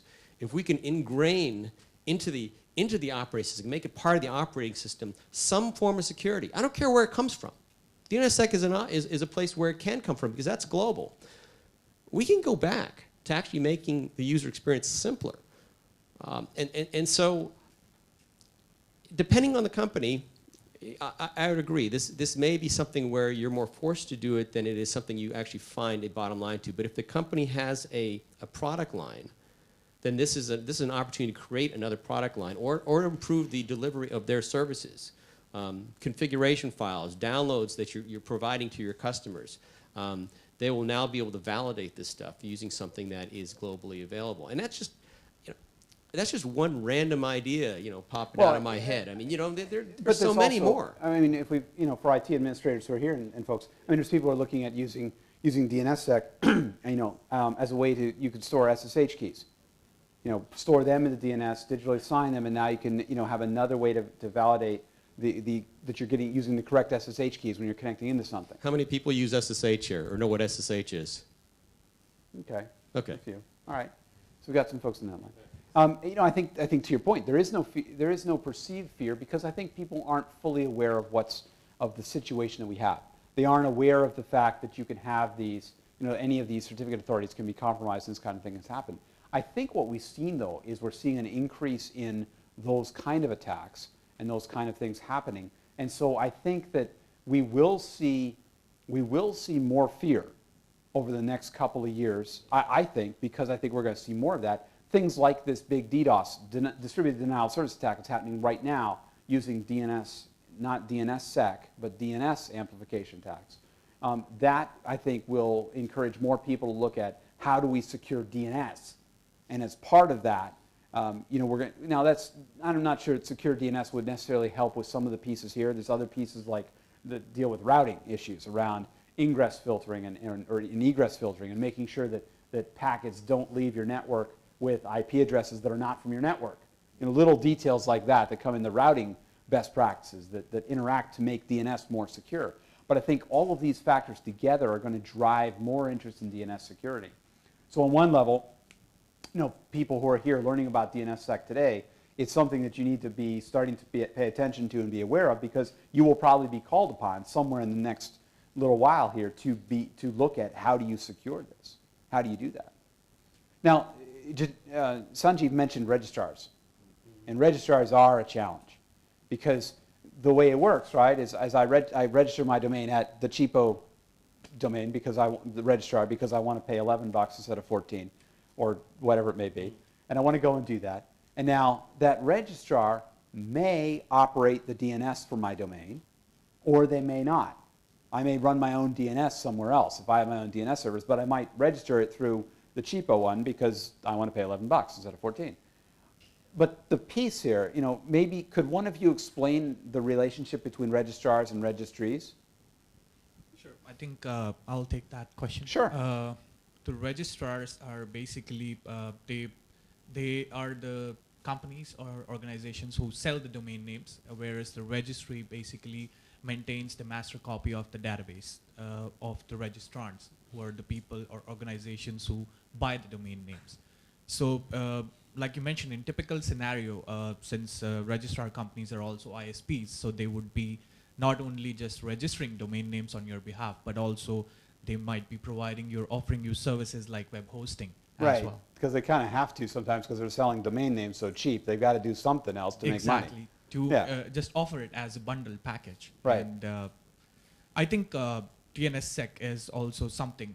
One of the reasons why, since we're talking about registrars, why they're not or offering it, or why do they not feel the need to basically offer it again, since based on our interaction with various registrars, it appears that they also somewhere don't see the business case to implement it, because as a registrar, they would definitely be focusing on money. And it's only the perspective how they want to see it. So I would say that one registrar might want to see DNSSEC as well as a value-added service, which they would want to offer as a bundle package to their customers, saying that not only we are giving you, registering a domain name for you, we are also offering you web hosting. We'll be hosting your domain, and we'll be securing it as well for you. We'll be working on securing it or providing security to your domain name as well. I admit I use a registrar in the U.S. Who does precisely that. I pay for the premium DNS service, and they do all the DNSSEC management. I just click a little button that says Enable DNSSEC, and they take care of all the signing and everything else for those domains. And in their case, they've chosen to make it something that's just a premium service they add. So to the end user, it's just a differentiator. It's marketing, because they're not going to know what DNSSEC is, and they don't care. They don't care. That's an add-on, so I can buy it with or without. It costs me $4 extra per year or something. Yeah. Something like so that. It will probably start that way, and then 3 years down the line, it will become something that is thrown in. When you go to register a domain today, they tell you, top up at $1.99, we'll give you an SSL cert. Well, and in some places, like... And we are running a promotion anyway, don't give us $1.99 either, but just if you complete your purchase in the next 20 minutes, at some point you'll stop paying a premium, it will become a standard thing. Well, and in some parts of the world, like in Brazil, nic.br is a registrar and also provides DNS hosting as well. And so they do that, and for any domain they register, they just automatically sign it. There's several registrars in Sweden that do the same thing. When you do that, it's just boom, it's all automatically taken care of. You don't even have to do anything, it just happens. Are there some that also give you a SSL certificate as well, combined in the package? I don't know. This sounds like it feeds right into the data. It does. Yeah. Actually, it's a great, we should promote that. Note to self. Okay, perfect. Just come back to the registrar thing. I think part of the problem is that Affiliates, for example, is running registries, but as an example, and Affiliates is also a registrar, and we have registrars like VeriSign. But most of us as registrants do not really talk to registrars. We talk to resellers of registrars, and that really complicates the issue. So I register my domains versus a no-name guy who is actually a reseller for eNorm, which is actually a reseller for Namecheap, which is actually a reseller for VeriSign. So the fact that VeriSign offers it to sign my DNS key may not really pass on down to me. The situation on the ground is much, much messier, even in the CCTLDs. This is unfortunately very true. So how do we fix that, Rick? Well, one of the things we're doing at ICANN, thanks for the, we don't have any legal control over CCTLDs or over, we have some contractual relationship with registrars. We make it a race. I won't call it a shame game, but we list the people that actually, the registrars that do support actually DNSSEC, that will either offer signing services for you or take your keys for you or support in some way, and put them on a website, for example. And that's actually worked pretty well. It's a very simple thing, but you know, at least then the other registrars sit there going, well, I want to be on that list, and they'll start supporting it. The other part of it, though, is to try to simplify the whole process, and there continue to be efforts in the IETF and other standards groups to try to come up a way to simplify the interface between registrars and the registries. And they all know it's coming. They all are somewhat willing to do it. Places like the Netherlands, very clever. If you have the advantage of a government that's interested in also deploying DNSSEC, they, I think, just gave a 2-cent discount, 2 cents per year discount for domain names at the Netherlands. And all of a sudden they went from, I don't know, what, 150,000 to over 1 million? Yeah. Something like that. Actually, I think it was even more. It was like 10,000 originally. Oh, yeah. Or something, and it jumped to like over, over 1 million domains and maybe 1.5 or 6 by now even. It's, yeah. Yeah. So, I mean, there are ways to make this happen, to make the registrars all do this. Now, but the registrars are part of that. And the other side is, to jump from the other side, is the validating side. For a long time, it was a problem. It was complicated to go and do that. But if you want to deploy a validating resolver today, is there much involved? Any of you? Speaking from a Singapore point of view, how many people use Singtel's 165.x as their resolver upstream DNS? No one? I would have estimated 60–70%, including people who are not Singtel customers. Because I see many people who are StarHub customers and M1 customers, but still use Singtel as their resolver. Singtel runs an open resolver, so it's a very nice thing to do, or a very bad thing, depending on which side of the argument. But it's a very end-user friendly thing. Most people, my view is this: it's very easy to, if you're an enterprise, it is trivial. And you're running Windows 2012 or 2008 as your gateway, or near your gateway in your Active Directory, it's trivial to get it to validate. The problem, however, is that Firefox and IE have no way to see the validation. So, again, what does it buy me as an end user? Well, to the first question, too, I'll mention, you're right. It is actually now trivial to configure the resolvers. And the folks at SurfNet, it's a research network in the Netherlands, they wrote a white paper last fall about validating caching resolvers. And we point to it up on our Deploy 360 website. It's one of the papers out there. But if you're interested in how could you start on the validation side, and this is something that any enterprise or any network operator can do, is one way to start with it is to enable validation on your DNS resolvers in your network. And if you use, as you said, Microsoft Windows Server 2012, if you use Bind, or if you use Unbound, any of those, the basic resolvers that are out there, it's just a couple of lines or even one line that you add to your configuration file. And so there's a white paper on DNSSEC validating resolvers that you can get through our website or through SurfNet if you just do a search on that. But it shows it. It's that easy. So it is that simple to go and do. So to the larger question, though, that you asked as to why, right? Well, I think we're still in early days. We're still making this happen. And so I think part of the why I would ask to you all who are working with this with IT is part of it is to get some experience right now, is to see what's there and to try that out and to start to see the secure validation and the secure or what's happening out there, because there are people signing. We're seeing that happen out there. We're starting to see people play with DANE and with certificates. I mean, you raise the point, and this is actually an interesting religious debate, quite honestly, about whether the end user should see anything or not. And when you start talking to implementers and application developers, there's this debate, and I call it religious because it kind of gets down to two different camps. There's one camp that says we ought to put a little symbol in the browser that shows people when this is there or not, when it's valid. And there's another camp that says, you know what, end users just ignore that stuff. They don't pay attention to it. They click through the warnings. So we shouldn't even give them that chance. We should just fail the website so they don't go there. And there's it's this divide. You know, there are people on both sides who say, you know what, I'm just going to fail it. And there was a case last, I guess what was the NASA failure last spring? I think it was last spring. So the .gov domain in the United States has done a lot. They've had a mandate, as Rick said, to go and sign a lot of stuff. But the process, what they've done is they've also exposed a lot of process holes.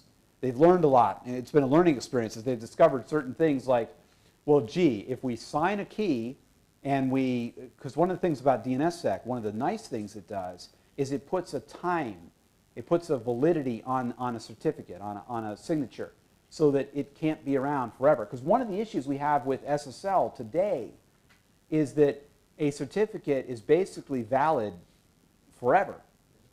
Well, or 3 years, but many of them are issued just like forever. I mean, in terms, it can be for an awfully long time. So they could be around for a long time. Well, DNSSEC has a signature. Well, so in the as .gov was working through its phases, there was a number of operational issues, some of which have been documented in some RFCs that you can find up online that explain there's some good operational guidelines for what to do with DNSSEC. But they discovered some things like they didn't have a process in place for ensuring that a key was rolled over correctly.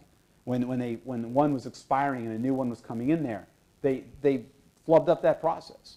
And there was a time when Comcast, shortly after they'd rolled out their validating resolvers, they were doing this thing, they weren't showing it, they were just failing it. Well, so all of a sudden, NASA's key expired, all right?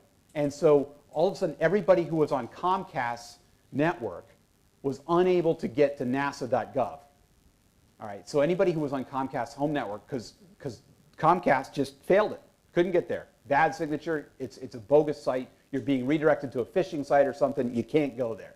So everybody who's on 18 million customers, however many of them, are trying to get to NASA's website to see something.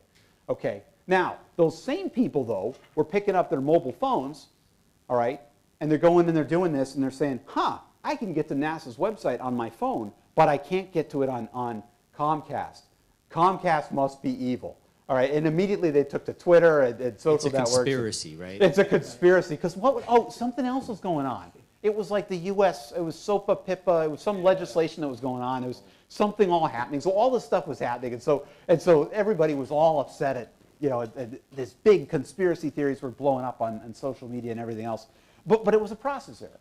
And Comcast talked to NASA. They found, and said, hey, what's going on? What have you done? And they were able to temporarily disable the validation on NASA's website. And there's actually a new draft out, a new document something called negative trust anchors, which comes out of this, which is this idea that temporarily you could disable validation if you have some kind of misconfiguration. But this kind of experience brought up these process issues that we're still working through. And Comcast and NASA together issued a really nice document explaining all these issues that were there. So it turned out to be a good learning experience for us all. And we all benefit from this because now we have these templates. Yeah, yeah, we know. And there's a whole bunch of .gov and administrators who are starting to say, what are my process steps around that? So anyway, back to the larger question of, so why should I do it? I've run DNSSEC test beds, signed domains, and for customers which have later got unsigned because no one has bothered with key rollover and this. But the personal reason why I think DNSSEC I would do it is because I'm interested in DNSSEC, I'm interested in DANE. And DANE requires DNSSEC. So although I see no reason why the Internet Society and ICANN is forcing me to do DNSSEC, and what a pain. But unless I do it, I don't get the advantages of DANE. And DANE is something that will really, and DANE is something I can come and sit next to you and sell you the benefits without showing you a lot of slides. DANE effectively allows me to do, all those of you who have got Singapore bank accounts, in the last year we have moved from the one-time passwords to a signed one-time password for transactions. Most of you would have got your keys replaced, the DVS dongles replaced, right? That is to prevent somebody from taking a transaction that you have logged in with the one-time password and modifying the transaction on the way to the bank. The whole DNSSEC, the whole DANE thing comes basically to saying, if someone modifies the packet in transit, the 6-digit signature that you regenerated for the dollar value will not match. So I can't tamper with the dollar value. Have you been using the new dongles that you've been getting for the last 8-10 months?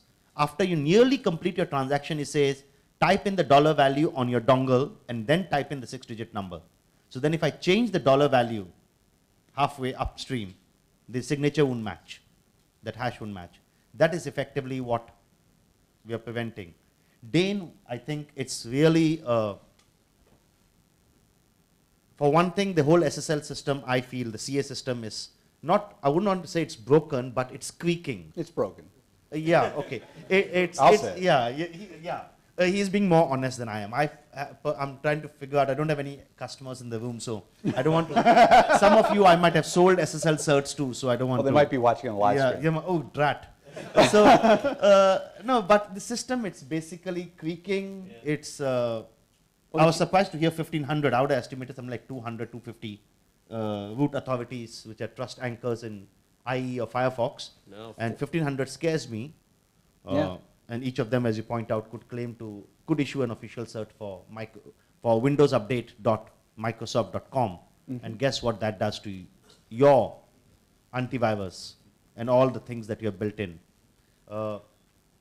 I think a couple of browser vendors have said that their list was like 650 or something. But then when different people have been tracking this, when you look at the list and you combine them, you're at about 1,400, 1,500 CAs out there. Yeah, and the problem is they're not all subject to the same regulations. There is a certification that has to be passed before Microsoft will put one of these guys inside the browser. But that's not true for governments, for example. I mean, the Turkish government, for example, had something like that where they actually could get in because they were a government. Of course you trust. You have no choice. Sovereign, nation. So they had one of their certificates in there, and mistakenly wasn't, they didn't do it intentionally, but mistakenly they had somebody generate a sub CA certificate that was able to generate basically anything. So this is 1,500 different organizations that can generate a certificate that says I am IBM.com. So that really dilutes. Yeah, trust. I mean, and the trust model is broken, and I think most security researchers acknowledge that. The question is just really how do we fix it? I mean, DNSSEC is one way that a good number of us feel is a valid way to go and do it, because we can tie it into the DNS system. We don't have to have another mechanism to go and do it. We've already got DNS. It's already there. It's working. It's doing all this. So why not add this level of signing and allow this kind of thing to work with it? So it is that. I'll ask a question. Do we have any, or I'll throw it out to the audience. Do we have any questions from the audience? Any questions? Oh.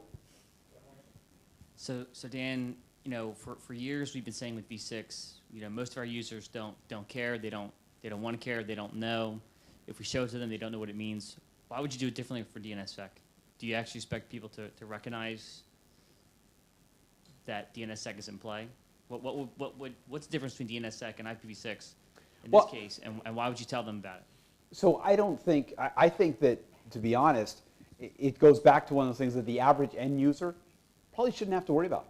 It should just be something that gets turned on and they get that added security. If I'm a domain owner, a domain registrant, I should say, I think it can be important for the domain registrant if they understand that they want that higher level of security, especially if they get into SSL, if they start using certificates. I think that's the case where you could start to say to that customer. But I think the average general, I mean, my wife, my mother, my father, they shouldn't have to carry about any of this. It should just work for them and provide them that added level of security, just like IPv6. They shouldn't have to care about that. But they're not the ones who will really make it change. It's the network operators on the validation side who need to provide that added level of security to my mom and dad. And it's the operators of services, the domain name registrants, who can sign their domains, who can provide that added security for their certificates, that they also can understand that there's value in that. So you had a map up there earlier. Yes. Remind me again, what does that map represent? Does it represent validators or? This one represents signing side, the top level signing. There's another one that's out there that shows the the places that have some resolvers, but that's harder to get right now. We're working on there's a group that's working on developing some of these statistics around that. That'd be pretty cool data to see who's actually validating. And then I guess one other thing, I guess for sake of conversation here is, lots of domains out there. How many domains do we estimate are actually, how many of those domains are actually signed? Well, there's a couple of sites that have statistics around that. If you, up on our Deploy 360 site, we have a DNS statistics page. It points to a bunch of them. There's some for the top level domains. VeriSign that operates a couple has some statistics about the .com, .net, .edu. Who is it? NIST, National Institute of Standards and Technology in the United States, has some information about .gov and a bunch of other domains that are out there. A number of the individual top-level domains, the TLDs, they're providing their own statistics. So you can go to .se. The folks at Power DNS, which is one of the providers, it's a package for, it's a DNS name server. They put up a nice chart showing the number of domains that were signed for .nl, .se. They had some really nice graphs that, to Rick's point, show this really nice trend, this jump that was up there. So individual TLDs are providing statistics right now around some of the signing side. But overall, I'd say it's about 1%. It's sad. Okay? Yeah. They're about 200. There are about 200 million, 250 million domain names out there total. So, and they're, I'd say, about 2 million. If you add all these different guys up, about 2 million. So it is still somewhat sad. But I have one question. What happens with DNSSEC and content distribution networks? Who wants to touch that one? All right. So that's actually interesting. So CDNs, content distribution networks, content delivery networks, whatever you want to call them. That's a way a lot of people are using to go and deliver their content, right? Because it's caching on a global scale. And so you deliver your content into the CDN makes it available out there. Well, a lot of what they do is they do that through DNS and using DNS to get you to the nearest provider. CDNs can do DNSSEC. Akamai is providing DNSSEC services, signing services to a number of domains out there, and a number of providers out there. So it can be done. It does add a level of complexity because they've got to sign the zones, they've got to propagate that out there, they've got a number of different pieces. I mean, it's a bigger, more complex network. So it's added challenges, but it can be done. But getting the CDNs on board, I have a couple of domains that of course, naturally, I've gone around and signed a whole bunch of my domains because I do this, so I ought to. So I've gone and there's a couple that I use for CDNs, and unfortunately, one of my CDN providers doesn't do it. So I can't sign it. In that particular case, I'm waiting for the CDN in that case. I don't know. Any other comments on that? I think the question that we ask to them, in some cases, their customers are doing it. Interestingly, the .gov mandate in the U.S. has caused a number of the CDNs to start to look at this because of the fact that they need to meet that mandate. And, well, the government agencies do, and so they're using CDN providers, so they're asking the CDNs to go and do it. Rick, did you have something else? No, just a general comment. Yeah, there are a number of hurdles that have to be overcome here. I absolutely, we're not trying to say that deploying DNSSEC is easy at this point, but they're all ones that are being overcome, and there are a number of large organizations. Apple's iOS, the operating system on your iPhones, recently last September, unbeknownst to us at ICANN, but we saw when our server suddenly tilted. But it went from whatever, a few thousand, and then suddenly just completely overwhelmed everything in a very short period. So even people like Apple are starting to experiment with DNSSEC and putting it into their systems, and they haven't quite turned it on, but certainly the fact they started downloading the root key was something that was indicative of this. So I think it's in the strategy and in the plan for a number of large organizations. So the problems like content distribution networks are being solved. Well, that actually brings up a good point, though, which I'd throw out to any of you to comment on, is where does the DNSSEC validation properly live? Should it be at the ISP? Should it be in the application? Should it be in the operating system? All of the above? Any comments or opinions? Okay, I think it should be in all of the above, or basically it should be Everywhere. on the choice basis. Like, but in my opinion, I would say that the best placement would be at the ISP level, wherein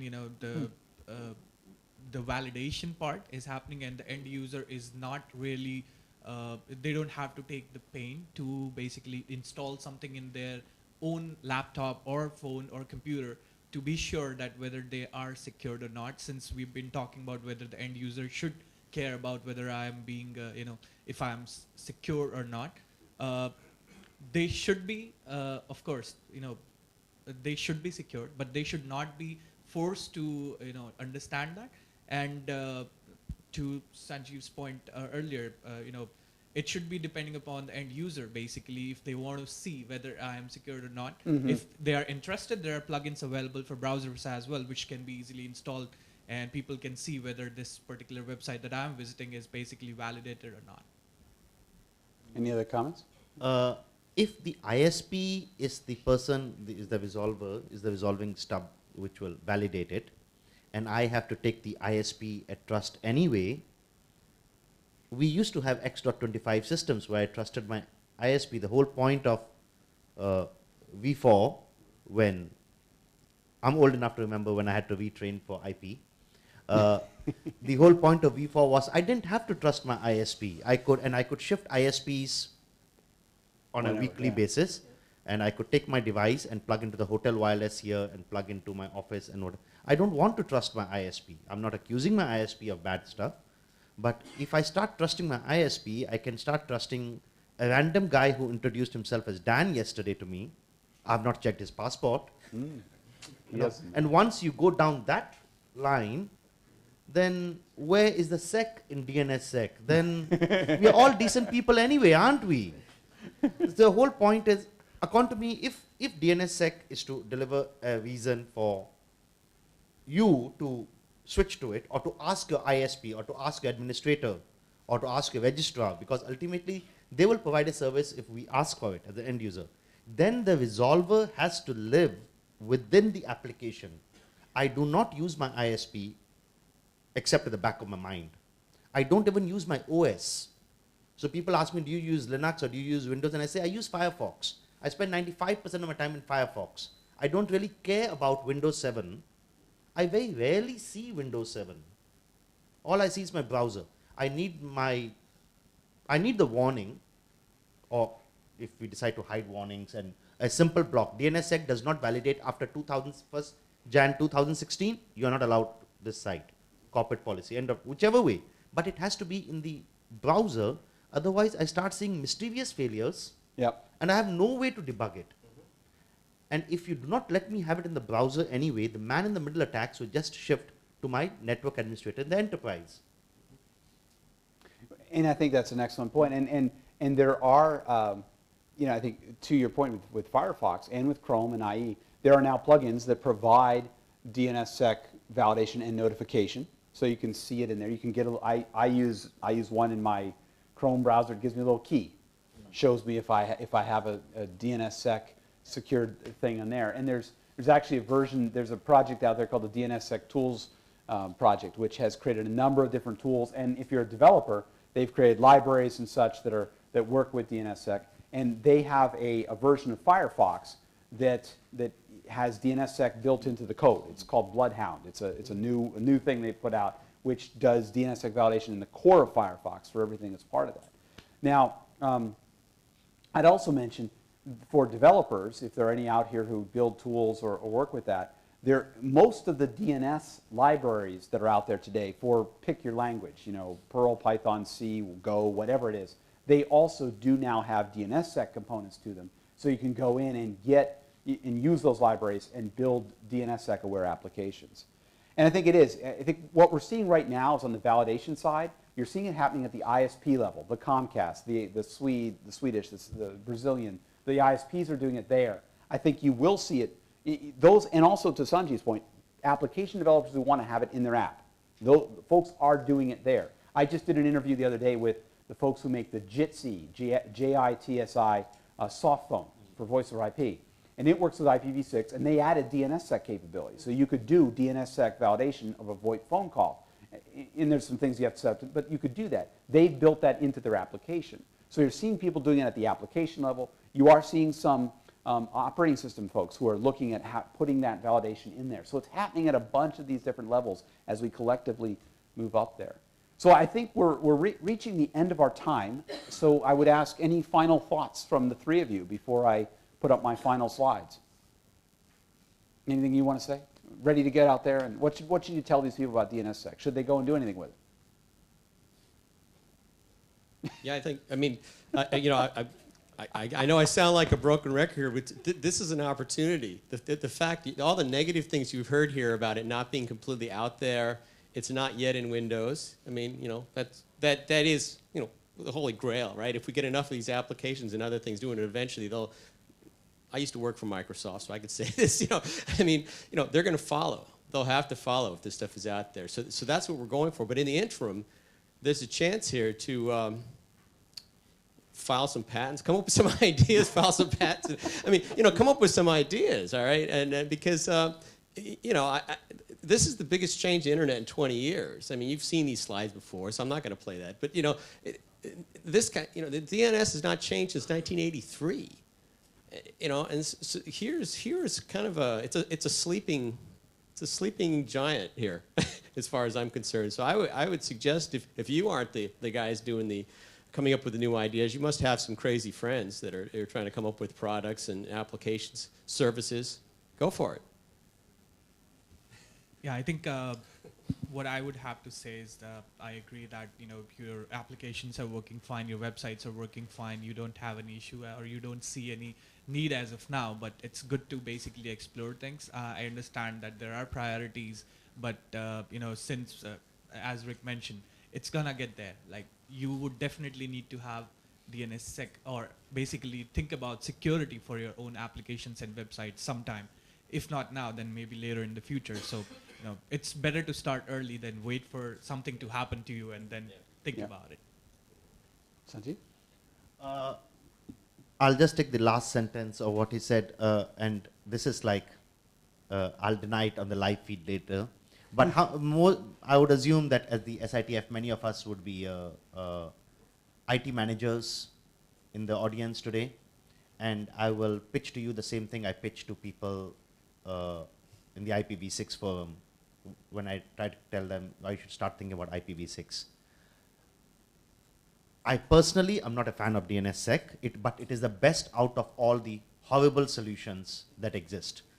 I don't think it's a great solution. I think it's a great solution to an ill-defined problem, but it's the best solution we have now, as now.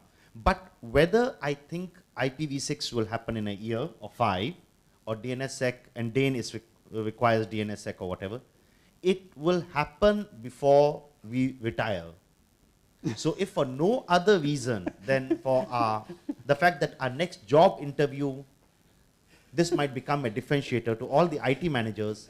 DNSSEC is trivial for you to set up a VM and sign the .local domain, set up your own name .local, just look at how it works. And a network engineer who doesn't understand DNS these days doesn't get very far.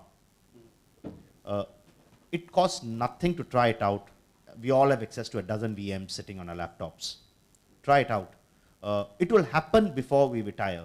So might as well as do it. Well, let me just wrap up with one final note to say, if you are a TLD operator or you're working out there in that environment, you know, there's some things you can do. These slides are available so you can look at this, but there's some mechanisms you can do at a TLD level. At a network operator level, we've talked about this. There's some easy ways you can get started with DNSSEC validating resolvers to make that happen.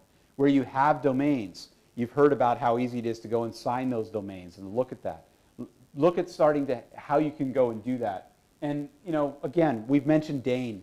DANE is a wonderful way to really wind up upgrading the security of the internet and making it safer and better for all of us. So I would encourage you to go take a look at that. We've said before, this is the go to our Deploy 360 site where we have a lot of information about DNSSEC. We've got some more tutorials and more information will be loading up there in the next couple of weeks and months ahead of us. So that's all that I have for now. I see Richard Jimerson standing by here, so before we we do that. These are, okay. So on behalf of SITF, I'd like to thank all of the speakers. They've provided gifts for each of you. This was a wonderful panel. Thank you very much. Let me ask you to please help join me in thanking our panelists.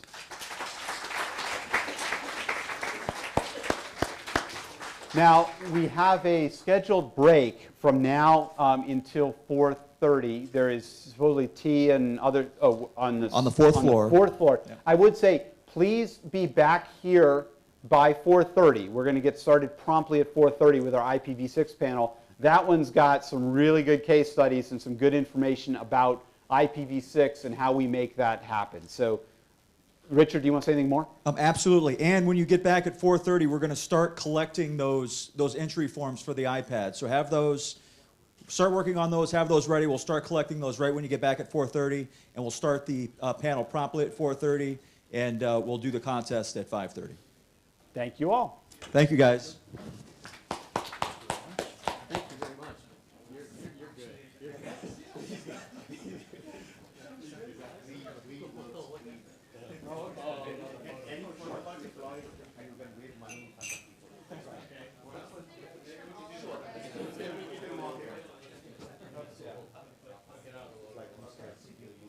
Your line of paparazzi here.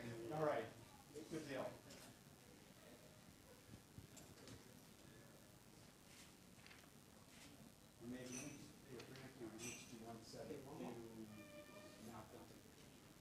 Yes, sir. I just do what Dan tells me. When I feel like it. Okay, camera here. Okay, one more. Okay. Yeah, I don't know how to apologize. Excellent job, guys. Thank you very much. You provided a great balance. I love the way you're. Should give me an IPv6.